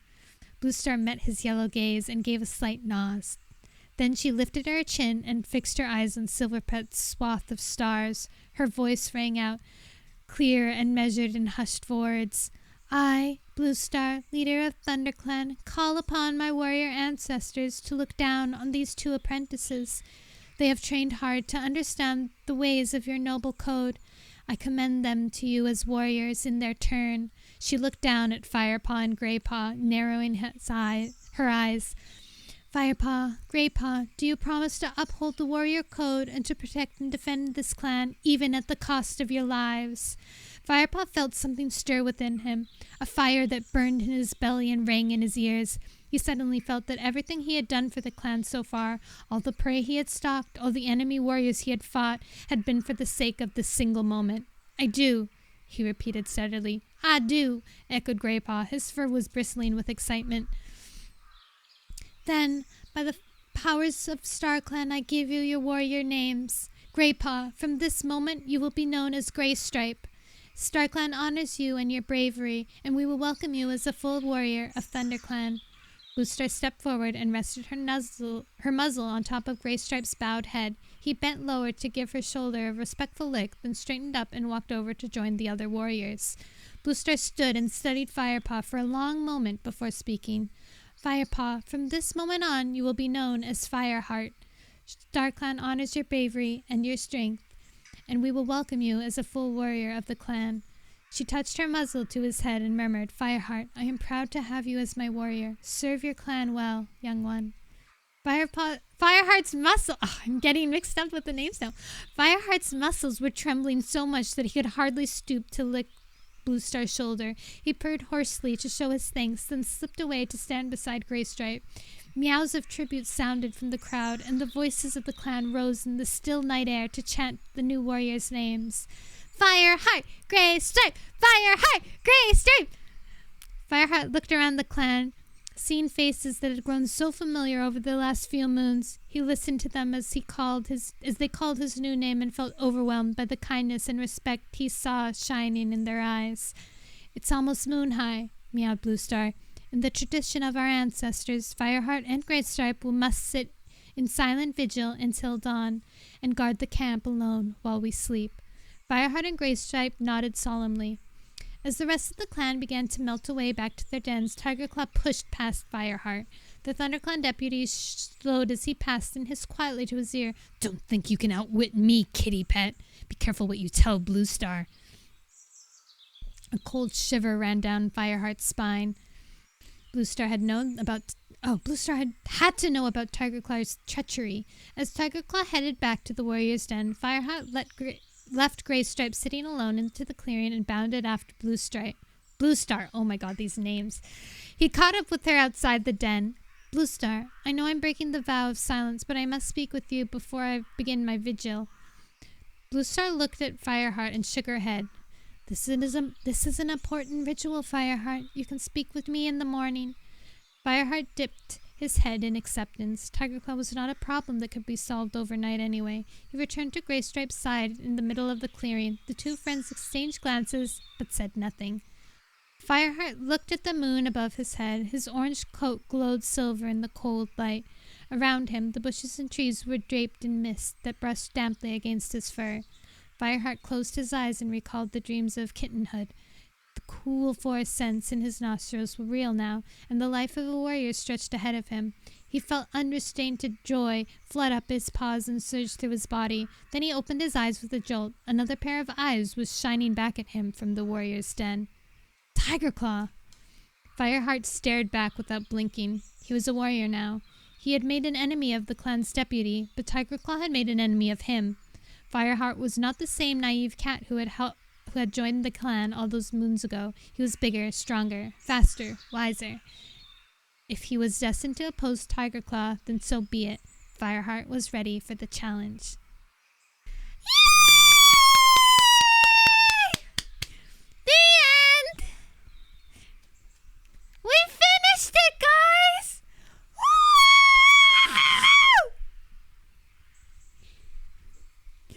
Woohoo!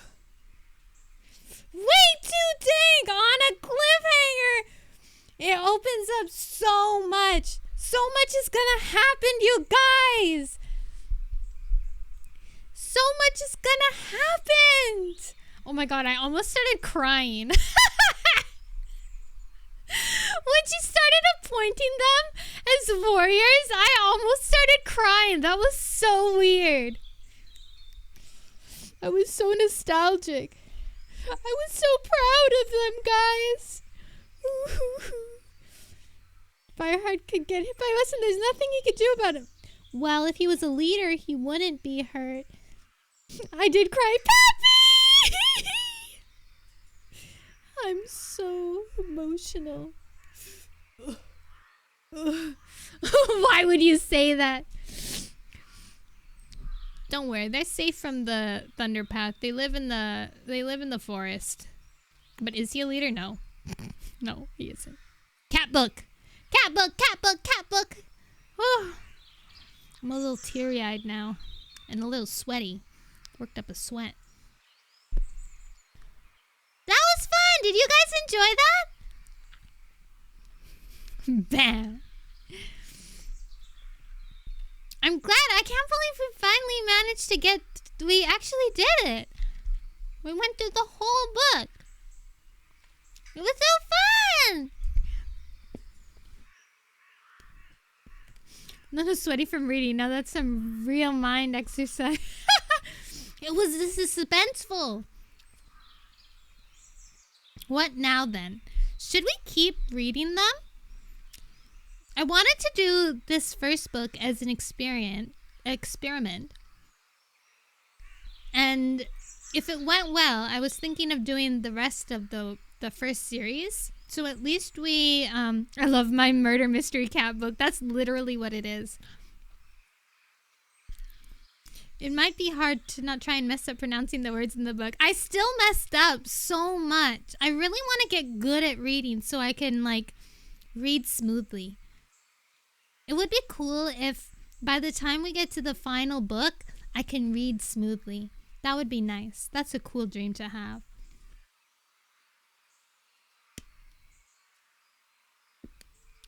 Kitty Bat.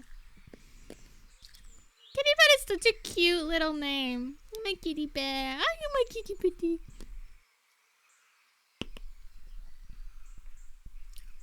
Oh, no. Well, they also call, like...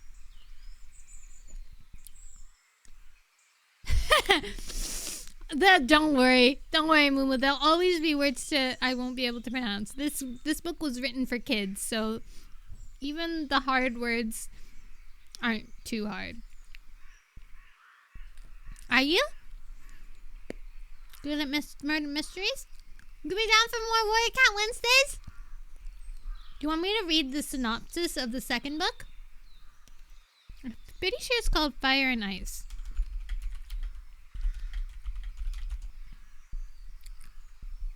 Yes.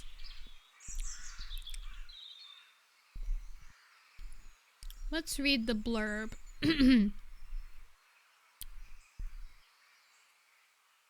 Still don't believe this was written for kids. That was so... It's like... It truly is like... Oh my god. I got rid of my stuff. Crazy.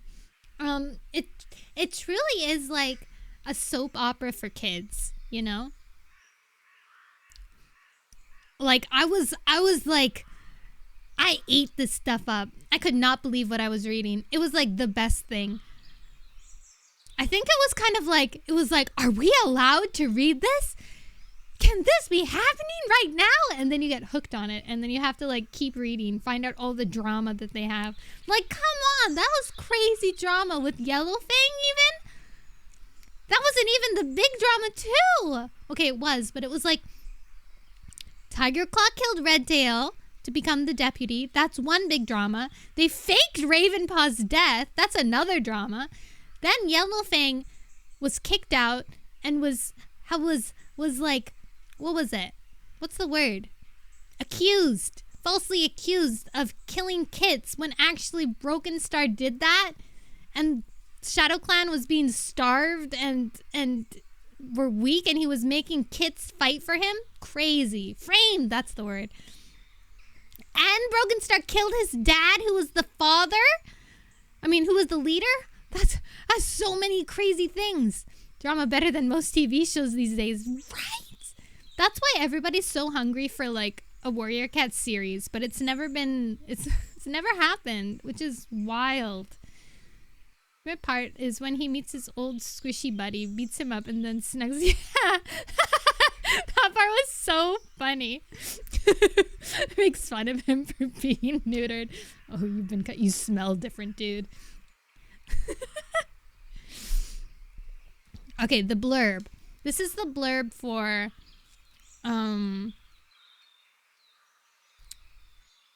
Fire and Ice.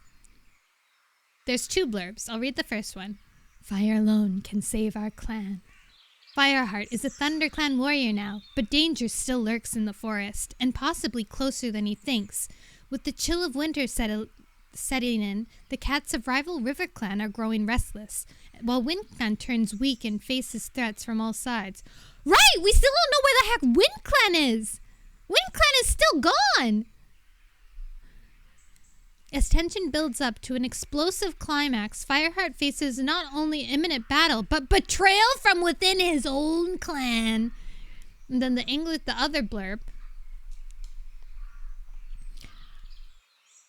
All-out war between the clans seems inevitable, but illness and tragic accidents weaken ThunderClan. Firepaw, the apprentice, is now Fireheart, ThunderClan warrior. But he suspects that some cats may not be as loyal as they appear. As the chill of winter sets in, the tension builds up. I think they're all dead. All of them? Kill his dad, who was the father. Why, yes.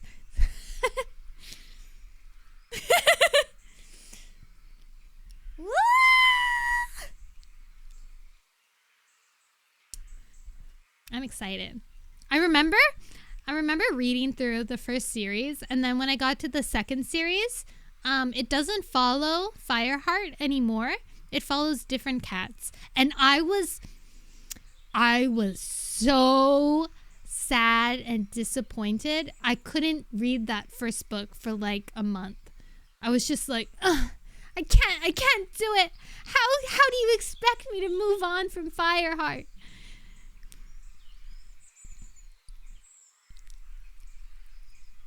Leaving the old character, right? It's just, I mean, like, you meet so many cats, right? And so many of them die, but so many of them still kind of like stick around too. The most nostalgic, like, crazy, bittersweet feeling is when, in the newer books, the cats that were kits when you started reading are now elders, and they're now in the elder den. Like, that is the weirdest feeling. 'Cause it happens. Right? Like, some kits wind up being elders in the elders den by the time you're in, like, the third series. It's crazy. Why spoilers? The passage of time. Well, what I'm spoiling is that maybe some cats survive. Maybe some cats survive to elderhood.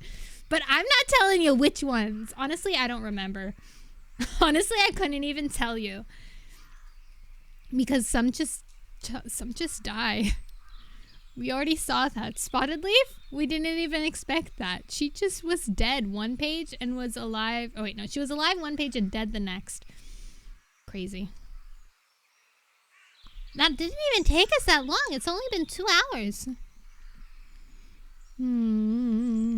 But I do want to keep, like, the Warrior Cat streams in Warrior Cat, like, streams. So instead of, like, starting a game or something, we'll probably just chat and then end.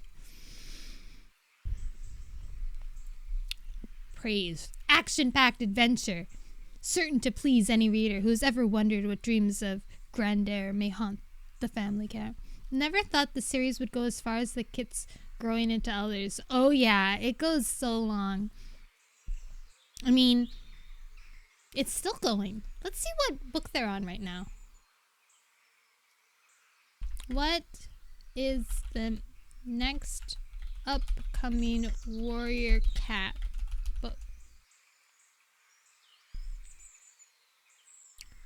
Warriors, A Thief in ThunderClan. This title will be released on June 6, 2023. Wow. A Thief in ThunderClan. Is that a new series, though?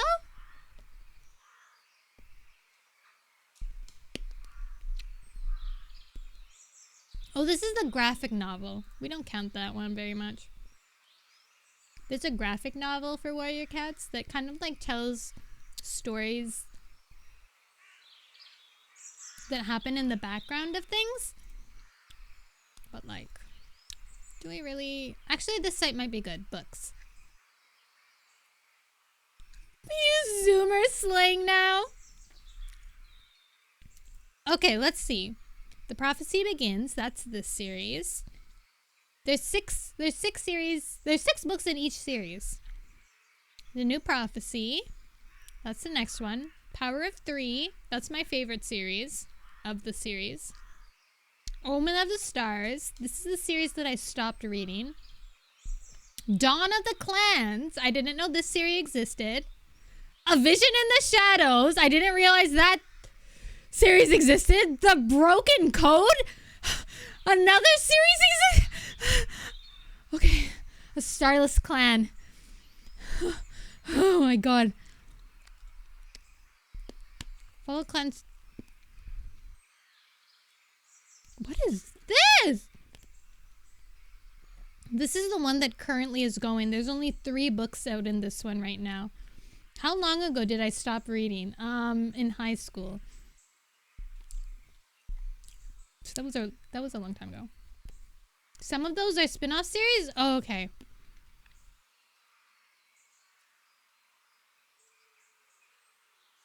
Is the broken code after the events of a vision shadows? No, I think, okay, maybe a Starless can. Or like going into the past. I think a Starless Clan is a spin-off series. Because the Power of 3, it says Power of 3 and the Omen of the Stars.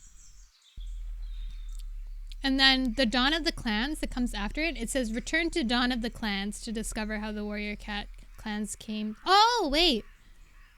Return to Dawn of the Clans to discover how the Warrior Cat clans came to be. That's...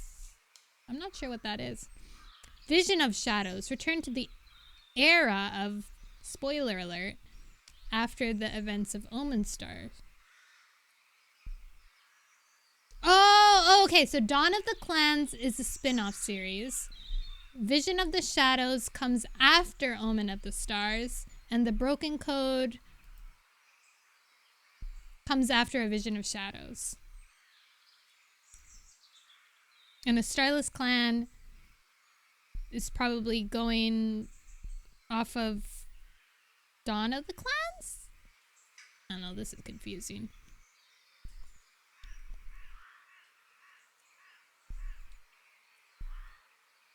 Stars. I think I read the first 2 of Omen and the Stars. Or maybe only the first.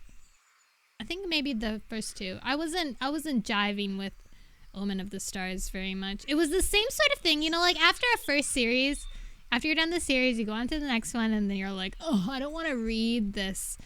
I want to read this. I miss my old friends. That was me with, and then that was, it hit the hardest when I went to Omen of the Stars because I was so attached to Power of 3. I think I've reread that series like a bazillion times. I would just read it over and over and over again. Seekers was the same author. Oh, that was the Bears. The Bears is a spin-off. The spin-off series? I don't know. There's Seekers. I feel like they have another book too, like with dogs or something. Brave Lands. That's it. Lions. Oh no! It's about a bunch of different animals? It's like in a savannah. With lions, monkeys, and elephants.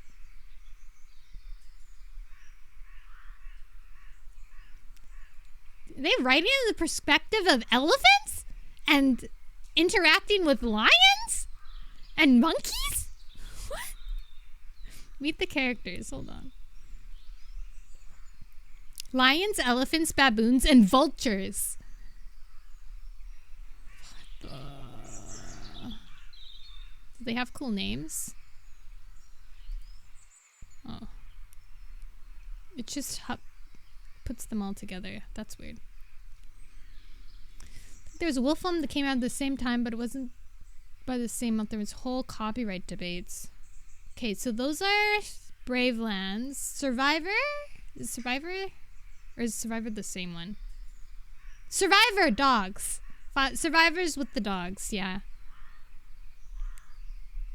Survivors. The final battle.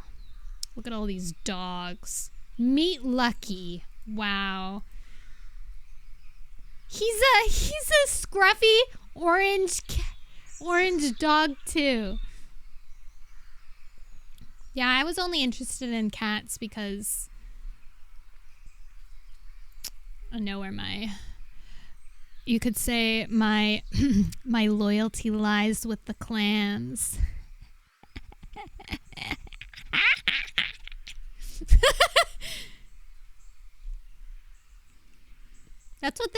They think that being scruffy and a house cat / house dog that is golden, you're mutual.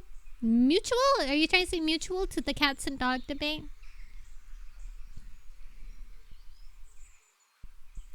It's like having pink hair in anime. You're right, it is.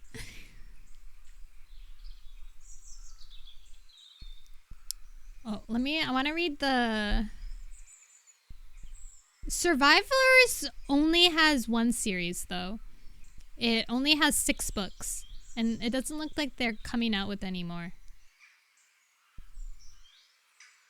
They call them packs. They're not clans. I'm gonna read the thing for you. The empty city.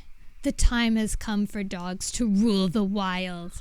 Discover another action-packed animal fantasy series from the #1 national best-selling author of Warriors, the first book of Warriors. The first book in the Survivor series is full of wild and wonderful adventures.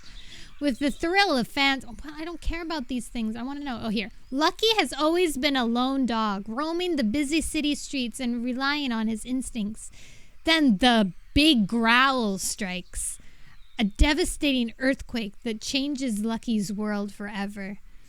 For the first time, he must team up with a pack, a group of former leashed dogs who have been separated from their owners. Lucky's vivid point of view and the pulsing, pounding action makes for the start of an addictive series that shows reader the world through the eyes of dogs. A churro! Oh my god, I love churros so much. I want churro. I want a churro! Susie talking about reminded me of the wolf novel I love. The site. Hold on. There was a wolf series I really, really loved too. The site wolf book. I remember the movie was trash. There was a movie? Oh wait. Maximum Ride was also... I don't know what Maximum Ride is. Okay, no, this isn't the wolf story that I knew.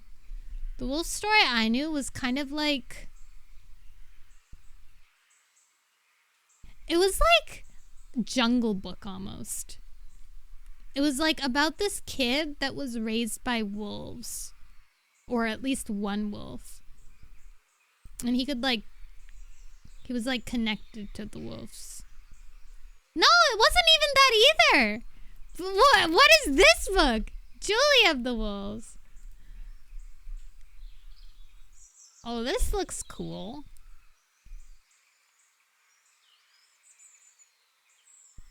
No, it was a kid. But this sounds like extremely similar.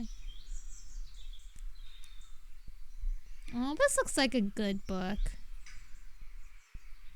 Apparently it only has 3.8 on Goodreads, though. And Wolves and the Beyond. You guys and your wolf. Your wolf. You guys and your wolves. Your woo-woos. Books about teen books about wolves. Let's see if I can find it. Raised Nope. Oh my god, there's so many. These are so new.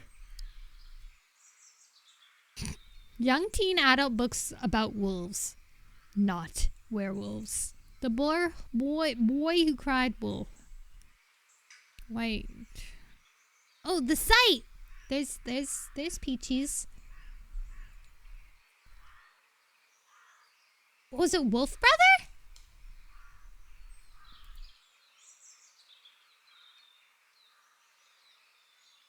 It is! It was Wolf Brother!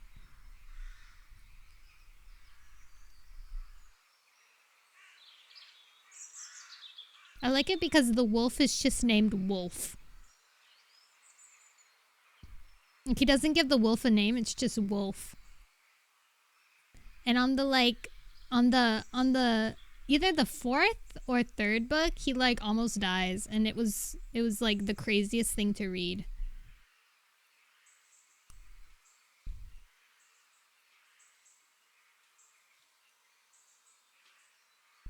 Wolf brother. Let's look this up. Look this up. Yeah, the Chronicles of Ancient Darkness. Oh yeah, there were 6. Oh my gosh. You know, want to know something crazy, guys? I didn't have these books. I took them out from the public library. I actually used to go to the public library and get a wolf book. Wow. And then I would look to see if it was out or not on the computer. Get a wolf book. That's crazy. I did tell you what's the filling of my churro, but I don't know how it's called in English. Oh, libraries are so pog. I miss libraries. It's just something about them. I used to get that feeling going to bookstores, but now bookstores just hold so much other things. Like when I go to the bookstore that's near my place, it's like there's just so much shopping to do. Like they sell cool scarves and candles and like weird knickknacks, lots of journals and calendars. And then instead of browsing through the books like I used to, I would just browse through those items. And you can spend hours browsing through those items. Although I do like going into the kids area and seeing all the new hit toys because I think those are funny to look at. And also I get nostalgic looking at the old books. It's very sweet cream made from boiling a lot of milk. Is it condensed milk maybe? Like condensed milk cream? That sounds a lot like it. But I'm not sure. Cuz condensed milk is a little more watery, but maybe you can make like a thicker substance of it.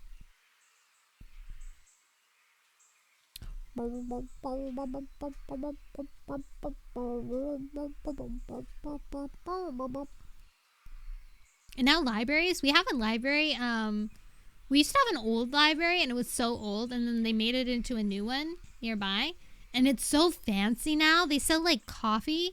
Well, maybe they don't sell coffee. I think you can like help yourself to coffee if you want. Condensed milk! Yes! I'm so smart. Monster Hunters are rising to beat... No! Who's beating you up? Is it a monster or a hunter? Those are the questions that need answers. Oh, I'm so happy we finished it. I'll have to like edit the book so that it has the next cover on it. They redid all the Warrior Cat covers, but I'm kind of I like the originals a lot more. Something's in my eye. Is this book the one? I think this book is the one that's like... Oh yeah, it is. I really wanted to reread this book in particular, or maybe the next book because of something that happens in it.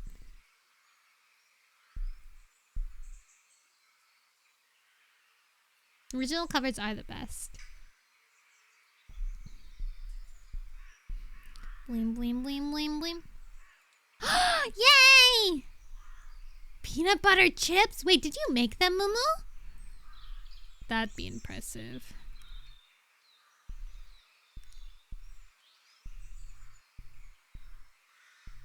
Dang. This is it. Oh, snap. It is. Oh, snap. Do you guys want to see the official new art?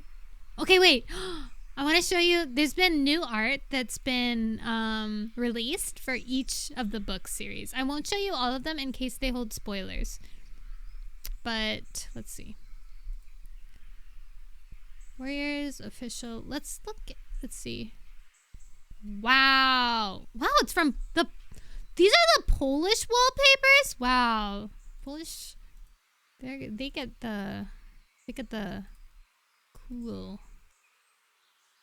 churro car that passes every once in a while. Oh my god, that sounds so good.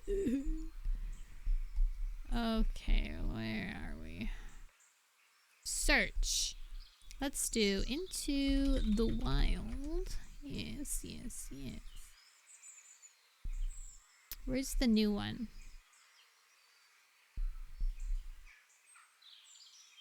I want to see it. I want to see it. This is not what it is. Oh my god, this place is scanned.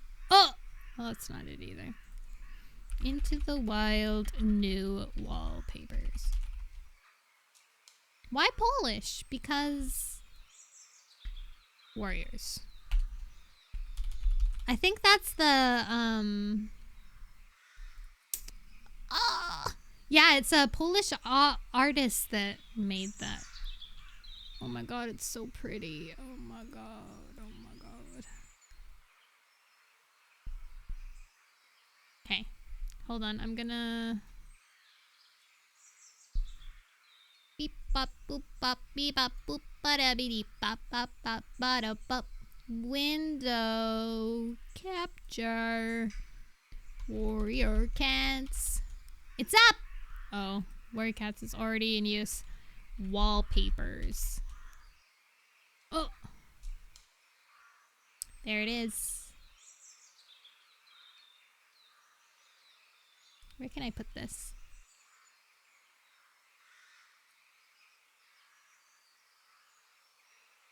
Look at how cute he is! I'll make it bigger just while we glance into it.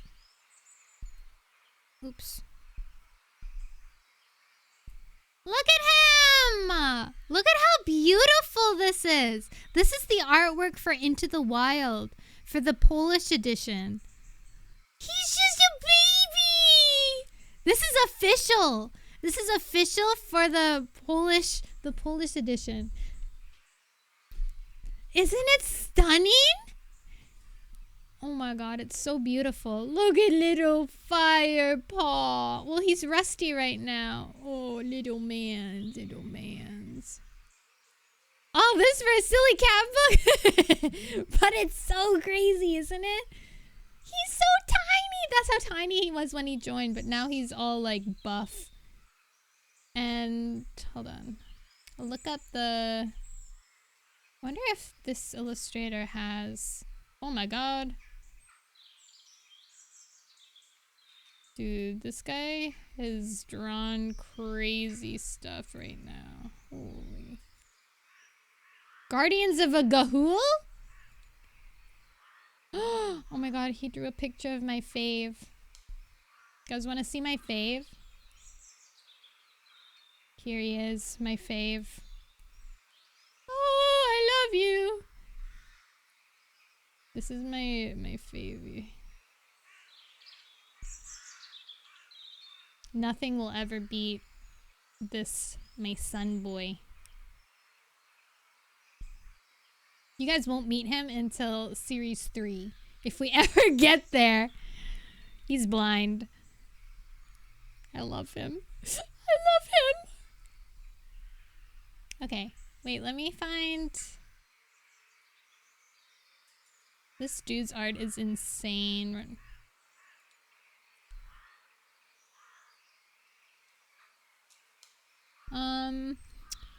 Fire and Ice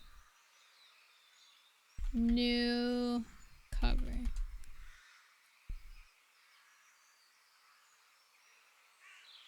Polish. Yay! Thank you for the visa, PG! What do you mean if we ever get there? We got through the first book in 2.5 streams. You're right, we did. But it took us... Okay, guys, I was thinking about this. How we finished the book so so fast if you count the streams. But it's been 3 weeks. I've read one part of the book for 1 week 3 times. That's 3 weeks. It's almost been a month. It's almost been a month since we started reading this. Time is insane. Was it only 2.5 streams? Yeah. I mean, we're still going now and we're finished, so I'd say 2.5. Oh, here it is.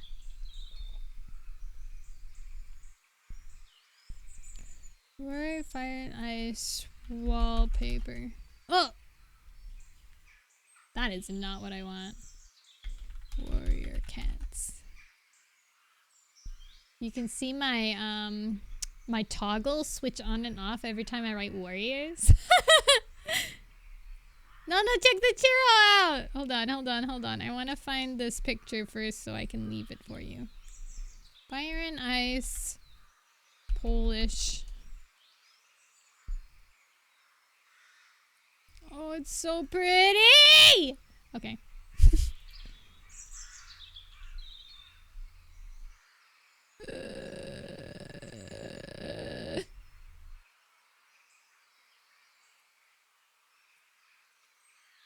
This is the cover for Fire and Ice. Who are those cats? I don't know. Oh my god. Who is it? Oh my god. We'll find out next time. Okay, let me go see this churro. I need to see this churro. Oh. Wait, is that the churro or is that like the remnants of the churro? Oh my god, that looks so good.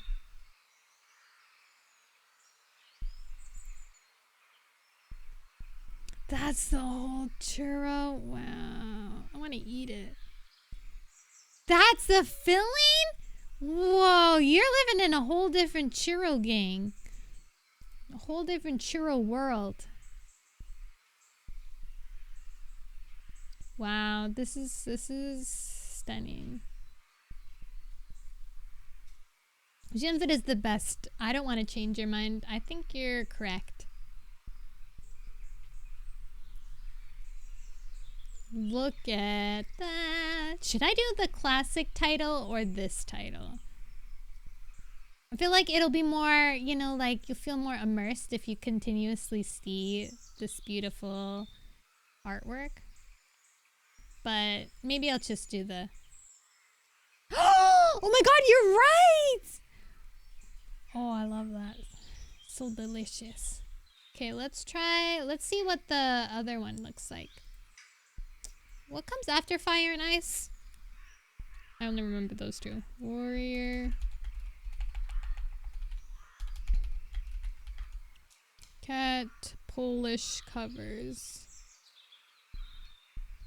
Alright, we have that one. Oh!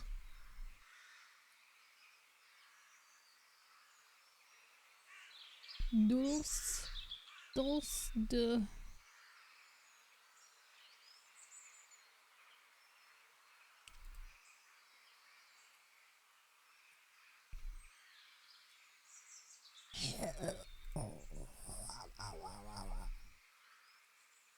Where is it?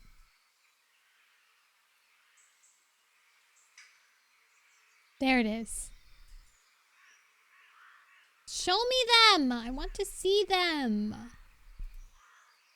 Warrior cat covers. This is a different...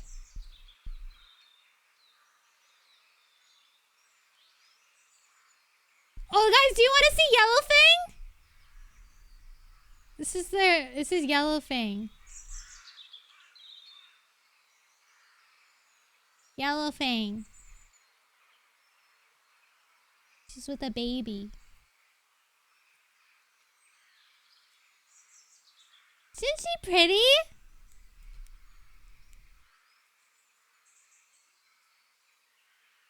Wow.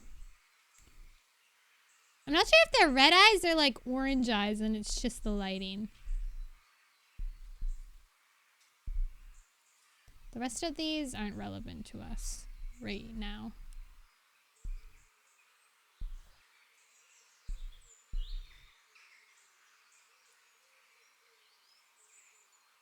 Some of these are crazy. Okay, I can't show you that one. I can't show you that one either. It's this artist. This artist is the artiste. But is her fang really yellow? I think so. Cats' teeth turn yellow when they're old.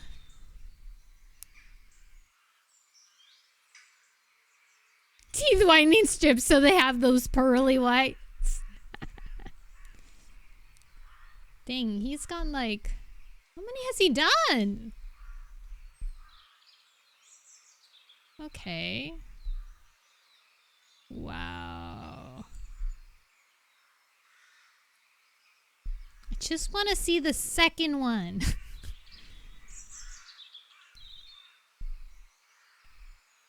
What is the second one, actually? I need to consult my Warrior Cat site. Warrior Cat.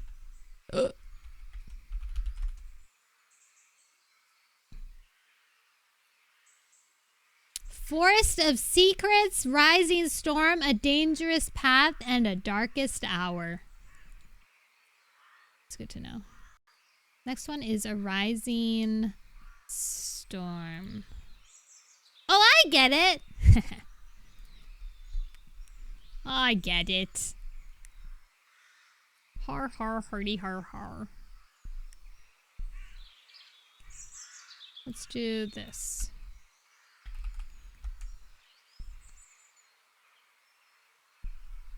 Dang it, he only has this one.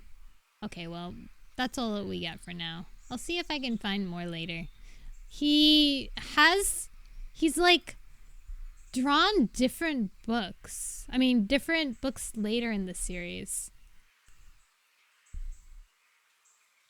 But not these ones. Oh, A Dangerous Path. Oh, wait, is that... Did I just say A Dangerous Path or not? I did! Dangerous Path is the one after the next one, which is A Forest of Secrets. Secrets. No, question. Yes, what is your question? I will give you answers. Oh, look at this, guys! Look at that! Give warriors back to the authors. What the?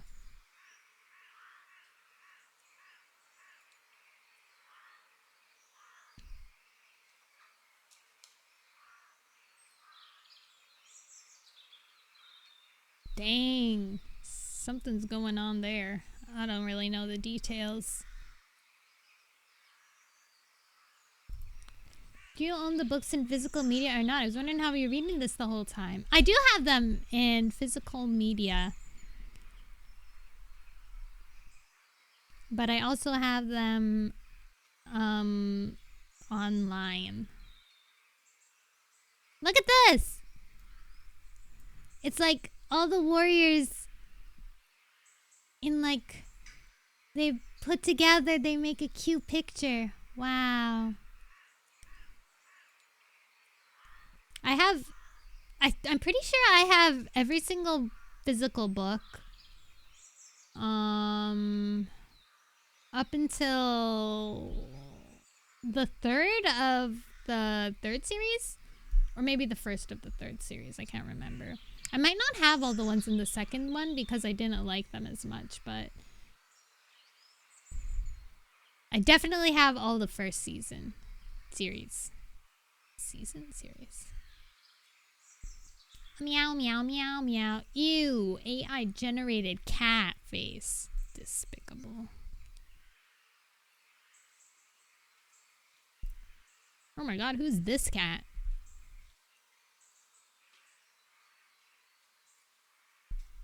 Spooky. Spooky, scary skeletons and shivers down his thighs.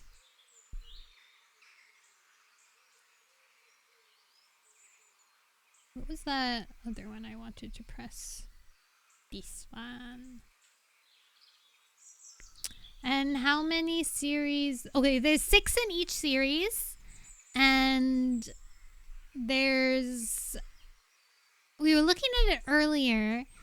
And it seems like there's 3, 4...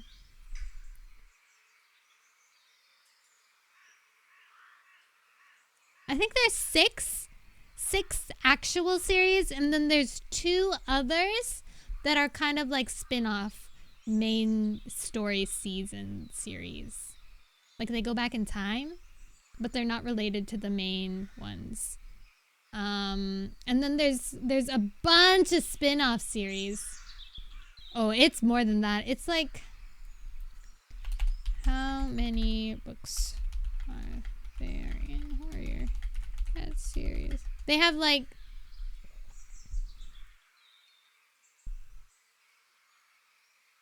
let's see.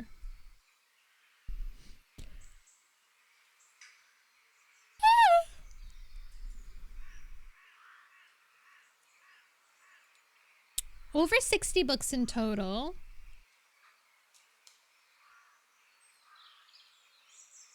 Okay, so Dawn of the Clans. Okay, there's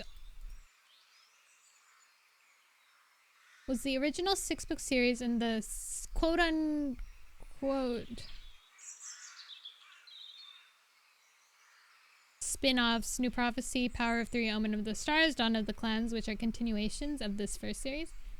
And then they have, I wonder if I can get like a list of all. No, I don't want to, because in case there's spoilers on the titles. Oh, let's see. Someone asked this on Reddit a year ago. It depends on how you count them. For instance, some of the manga originally came out as a trilogy but were republished as a single volume in color. And the novellas originally came out as individual ebooks but now come out 3 at a time in a paperback. If you count all novellas and manga volumes separately, the grand total as of right now is 97.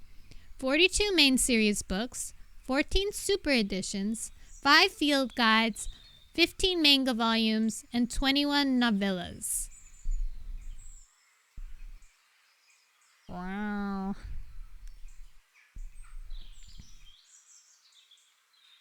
I think I only have 1 field guide. I have 1 field guide, I know that. And then I have 1, I think it would it be called a super edition? I guess so. 1 super edition. I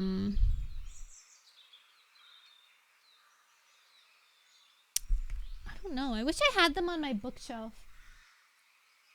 But I put them, we had to pack them away when I was redoing my room. So I don't have them in view. Sad. I could never get into the mangas because even though I was so into manga at the time of reading it, I didn't like the art style. I thought it was like, and I guess technically it is like, it's a graphic novel, but they were calling it a manga. It was really weird because you could tell like it wasn't made like in Japan. It was literally just a graphic novel for cats, but they were advertising it as a manga, and I was like, even as a youngin', I was a bit confused. But now they are calling it a graphic novel on the main site, so that's nice. I'm gonna packing books. I remember there's one story of mine. What was your story? What's your story? I want to know. Bum, bum, ba-dum, bum, ba-dum. Wow, wow, wow. It's Couch Mog. Box water. And, oh, DKP. And Nui. And Pappy. And Juice. And Woman. And Peachy. And Moo Moo. And Fan. And Dash. And me. And Couch again.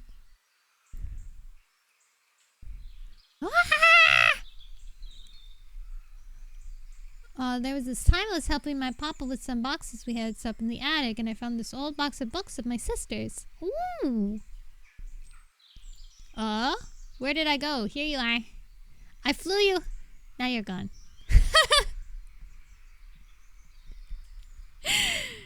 Bam. Bam. Bam. Bam. Bam. Bam. Oh, he came back.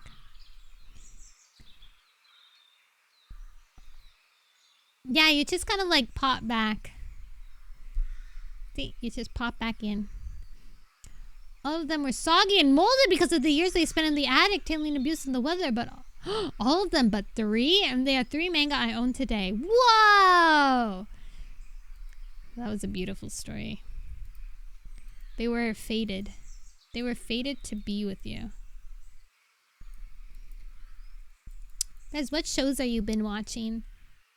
This is unrelated to Warrior Cats. I just finished a series yesterday. That's why I'm asking. Usually when I'm on Netflix, I just kind of like... Oh, Daisy arrived! Where did she go? I just threw her into this stratosphere. Throw her into the stratosphere. She's gone now. Oh! Tumblr with a bunch of official art. There it is! Here she is. Daisy, Daisy. Wow, wow, wow, wow, wow, wow. Wow, wow, wow. Look at how fancy you guys are. You're so fancy. With all your little clothes on. Dragon Ball Z. Dragon Ball Z. Samurai X. Shaman King. Magister Negi Magi. Maggie. I haven't watched any shows since like last July. Really? Oh, look, there's a star here, guys. It's just out of reach. Too busy watching live stream bods. Yeah, you know what? That's true.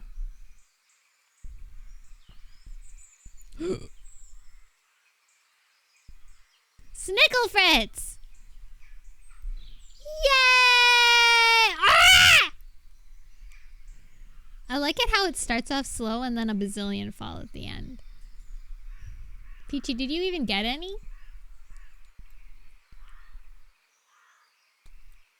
No. Oh no. I want my finger hand. There it is. Gohan and Vegeta are my favorite. Gohan. I only know... I guess I know their names, but I don't know their bodies. Like, I don't know what they look like.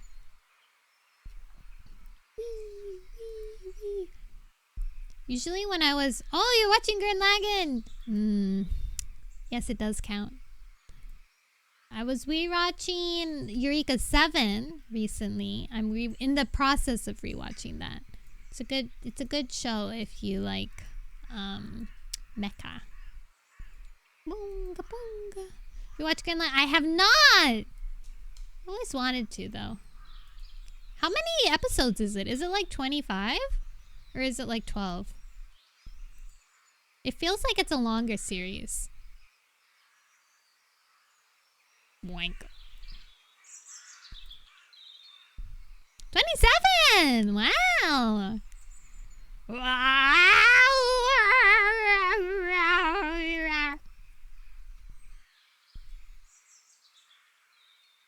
Whoa, did you see that? One of Peachy's stars just flew up so high into the sky. There's like... But yeah, usually what I do, when I'm just like working or doing other stuff, I go on Netflix and then I play a random thing. And I only can... So I can like half listen to it. Or like even if I'm like playing Cookie Run... Please play Cookie Run and join my guild. We're now a level gold guild. We're so cool. Anyways. And we were... I just played this one and it was called Red Rose. And it was about these kids in like English. I know we can't stop losing guild runs, but we're winning. We can't stop winning guild runs. I play Cookie Run. Who's my favorite? Oh, it's tricky. Okay, so my favorite all-time fave is Pancake Cookie. He's my son. I really like... But nowadays... Don't worry, Ash. I got you. Nowadays I'm maining oh god, what's her name? Cotton Candy Cookie. I'm maining her. She's so cute. I'm maining her. I'm using her for my main runs and like trophy run. You like Squid Ink? Oh, Squid Ink's really cute. Sherbet Shark Cookie. Oh, really? He's cute. I like Cotton Candy Cookie because her bonus time letters are I love you with an exclamation mark. It's really cute. I made Firecracker Cookie and this time I finally got... Oh, yay! Should I start playing? Yes. Yes. Yes. Cookie Run Oven Break, not Kingdom. I mean, you can play Kingdom, but that's not the game I'm playing. I'm playing Oven Break. Come join my guild. Ash and me and Kat, who you sometimes see, they'll give in to the brain rot. Give in, give in, give in. The guild is Cookie Carnival. Cookie Carnival.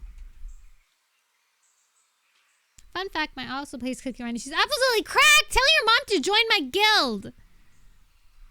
I want your mom to join my guild, Nui. Yay, Juice! It's a good game. Some good stuff. Anyways, what was I talking about? Oh yeah, the show that I was watching, Red Rose. It's like based in like someplace in England where all their accents are really strong, and it was really cool to listen to. But it was like about like kind of like the concept that a lot of shows are kind of going in now, where like they torture people for like their own entertainment, like a bunch of like weird rich people. Except I don't think these ones were weird rich people. They were just weirdos on the internet. Sounds like Britain, all right. Remember grinding rings for Sonic and Tails? I wish I had gotten them. Maybe not in... I know that there was a Hello Kitty event in Oven Break. I'm not sure if there was a... There was also a BST. I got both. Don't regret. Nice. Good. They just changed, actually, guys, in Cookie Run Oven Break, they just changed the gacha system. BST, is that what it is? BTS? Did I say BST? I meant BTS.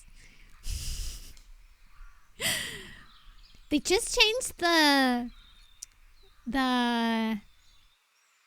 gacha system. So you know how usually, well, in Cookie Run Oven Break, it's always been this way where like,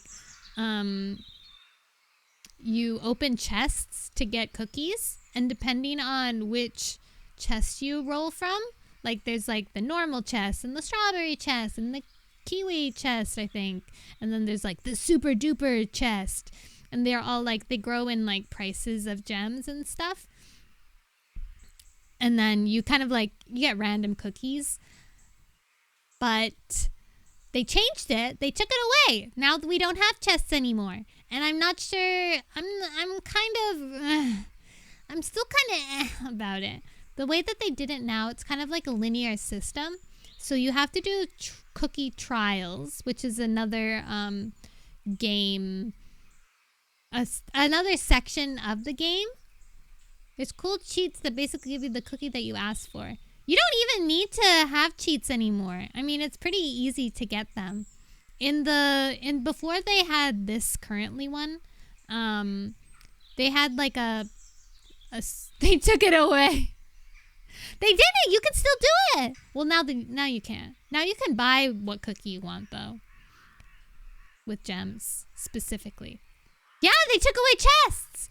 I'm iffy about the gacha change. Me too. On one hand, it does get rid of gacha. Like, it got rid of the gacha, so the gacha is more or less the treasures and the costumes and the jellies.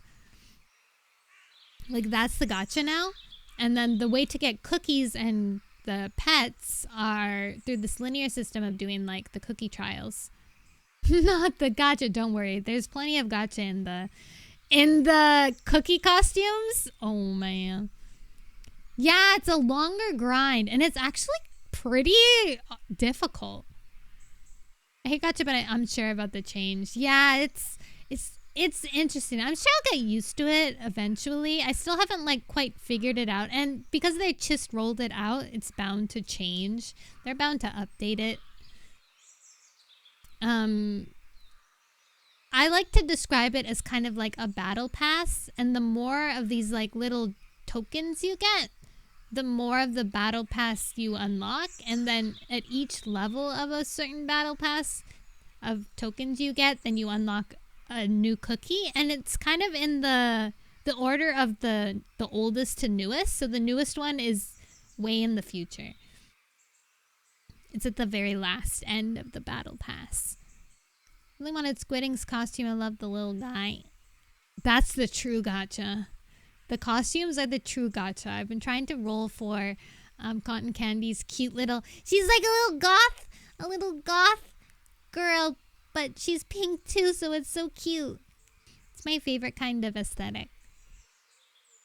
And costumes have me molding for real. The costumes are evil. The newest cookie being way in the back is horrible. Yeah! And you know what I don't like the most about this update? Before this update, you could like test run any cookie you wanted. You could play them in the trial even if you didn't have them. But now you can't. You can't play the ones that you don't have, because if you do too well, you unlock the tokens or whatever, right? You can't test run. They don't even have... I don't know if they got rid of custom battles entirely or custom runs entirely.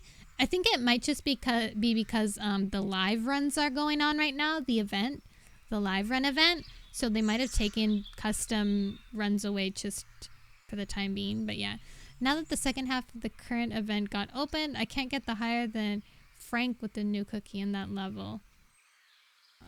Have you gotten all of the costumes though? I haven't gotten any further than whatever.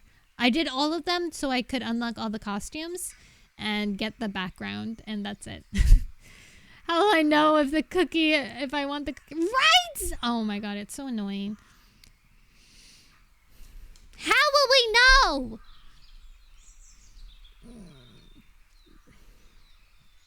I guess potentially they come out with events every time a new cookie is introduced, right? And in the events you get to play them. So I'm guessing you'll be able to use the events as a means to test them out, but I just it was easier when it was before. Also, you guys are both stuck. Peachy and Nui, you guys are suspended in air staring at each other. It's quite scary. I'm not sure what's going on over there. What's going on? Oh, look, Peachy, you won! Just by standing there. They're levitating stare contest. It's so funny.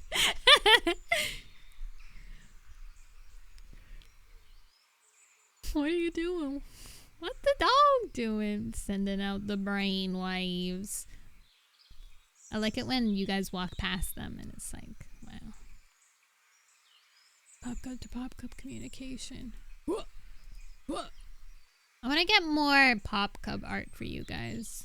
Can you go off topic for a sec? Yeah! We always go off topic in split-second intervals because that's how my brain works. Are we ever on topic? I guess if we're playing a game, that would be the topic. Technically, we're off topic now then because this stream is for Warrior Cats. I always sell things for Friday. Who else is ready? The things for Friday? What's on Friday?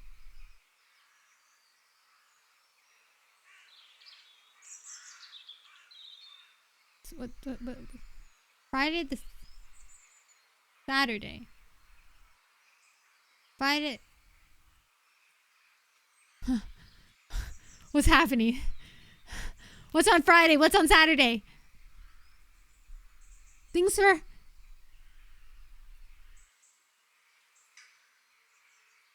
17th is Friday. You want to play a murder mystery? On the... What's going on? Let me check my calendar.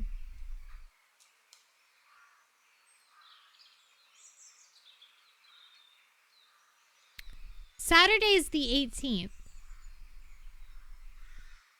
Yeah. Saturday's the 18th, where I'm gonna be hanging out with Peachy. And whoever else is on call, I guess. But before that, I might do a stream, but I'm not sure yet. I think this time zone's messing up. That's true. Oh yeah. That's totally true, Moo. But no, it would be the 19th for you, wouldn't it? It would be the 19th for you then. The 17th? The 17th is Friday for me, and that we're gonna play the Gator game again.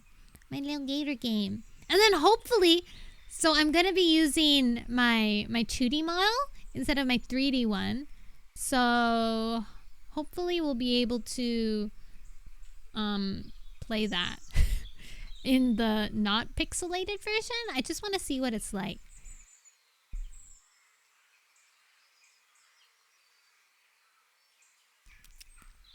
Gator game.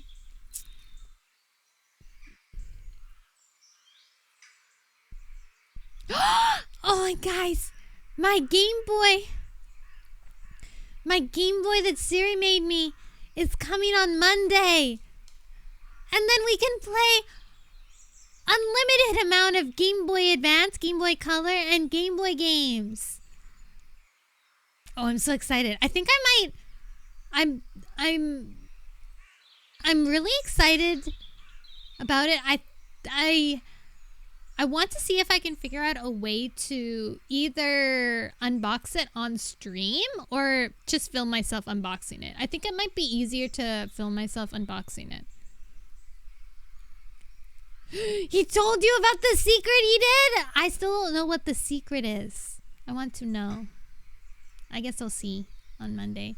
There's been a lot of complications with it though, like shipping it, because I guess because it has a really strong battery in it or something. He needed to fill out a bunch of extra paperwork, and now there's like a really big like custom tax on it, and we don't know why, because he paid for it already, right? Like we paid for the shipping. Like where's there a duty catch?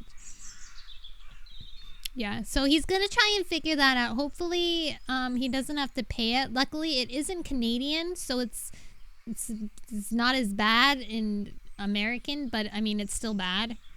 Any price is bad. And it doesn't make sense because his last gift that he sent me, I didn't have to pay for it. Anyway, so who else is ready too? Do we have to prep for something? I thought we were just hanging out. Peachy, was there a prep? Let me see. Let me see. Just drinks. Oh, drinks. Oh, yeah. Drinks.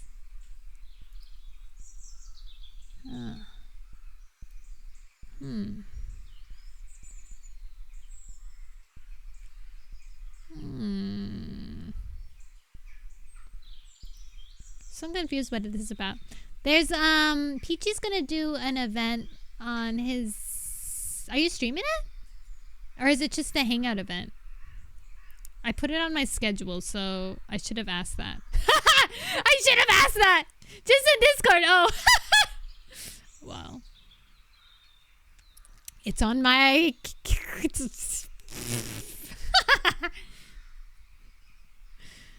Well, then, I guess I'll be streaming that day something else before then. What should I stream? Maybe we could play, like, Fortnite. I'm sorry, PG. I thought you were just being like, oh, look, it's me. Ha ha ha. Fortnite.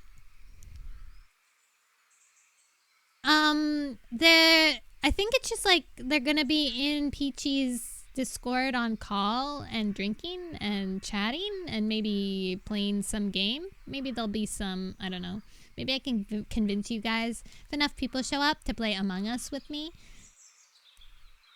Sudoku races? What the? I won't stream the event. I won't stream the event. I'll stream before the event. I'll stream before the event. Because I want to stream on Saturday. I thought that I don't know why I thought that it was going to be an actual streaming event. So I figured like, oh, I'll just add it to my schedule as a streaming event. And we are going to get wasted. I would stream it otherwise. What the? You guys are planning to go crazy monkeys? Wow. Good luck. I guess I'll be there to see. Probably.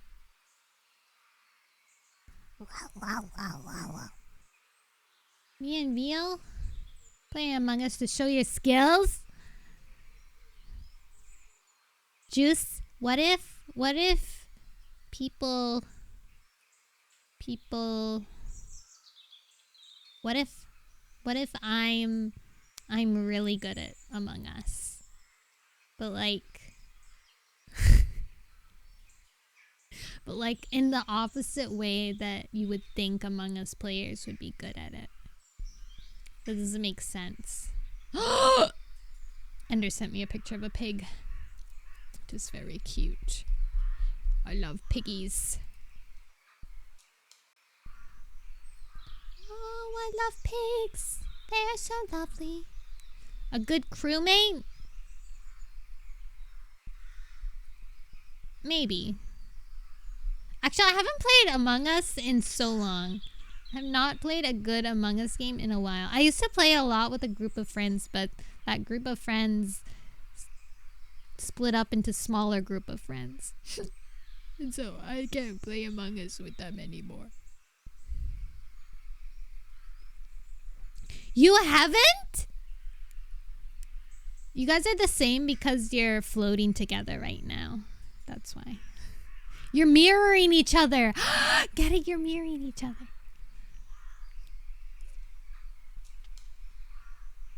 You could try it on stream. I mean, not on stream.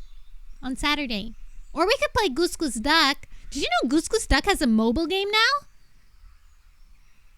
It's pretty pog of them. Goose Goose Duck. Goose Goose Duck. Mobile. Mobile. Mobile. Mobile. Yeah, you can play on your phone. Or iPad. Get it from the App Store. Play some games.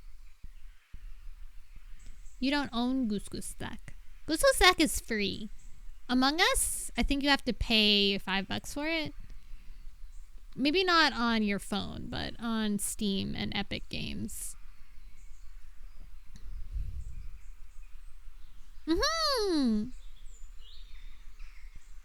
Peachy, did you buy Among Us just to get the do you have the Among Us backpack on Fortnite? Yes, I knew it. Mobile Among Us is free. At least it was. I think it is still free. But you get more options and stuff on Steam and Epic Games. There's like trees and stuff you can unlock. I missed the Among Us backpack. I'm sorry, Juice. That's sad. It was a good... I'm happy that I have the Among Us backpack. Oh! What? Oh my god, you guys are fighting me. Caught Among Us just to play it once with the streamer, and I was so awkward and calm bad at the game that I never want to touch it again. Yeah, it's like... That's the thing, right? If you aren't friends with the people you're playing Among Us with, and you're in a call to do the arguing bits, then it's kind of, it's weird and awkward and upsetting if you're anxious. But if you don't have voice, you can always use the text. You can type. Typing is fine too. Fortnite for Goku! Juice's love for Dragon Ball Z is strong and powerful. Whee! Okay, guys, it's been 3 hours.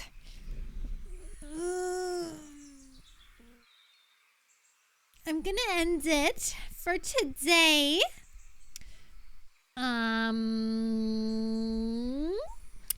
Friday we play Gator Game. Saturday we potentially play Fortnite. If you guys want, you could join me playing Fortnite. That might be fun. If you have Fortnite, come play Fortnite with me. Maybe. Thanks, Felicity. Thank you for coming. Next time. Oh, Box, look, you have the cute... Your balloons. Your balloons have little ears and faces on it now. Thank you for the excellent stream series. It was really cool and you did good. Thank you. I hope I can continue to improve. Okay, I think we'll continue Warrior Cat Wednesday. We'll continue Warrior Cat Wednesday. I think it's nice that we can kind of like explore the nostalgic stuff in books as well, instead of just games.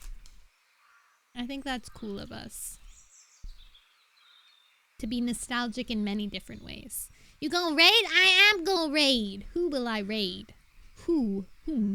What's the name of the Cookie Rum Guild? Cookie Carnival. Cookie Carnival. Cookie Carnival. Write it down. Ori's missed! Ori's still streaming. Let's raid Ori.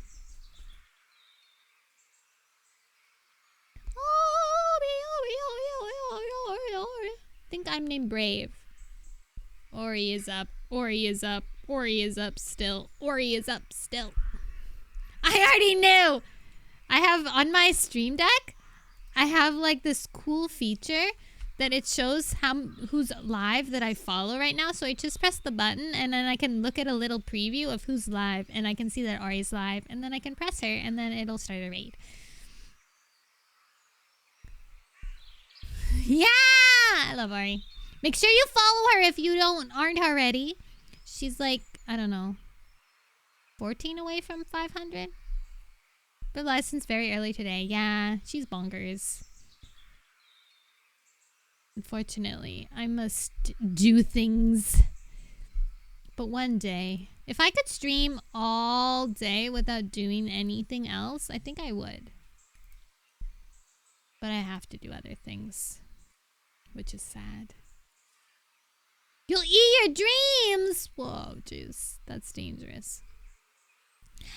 Okay, guys, thank you for coming. I'm so happy that we finished the Warrior book.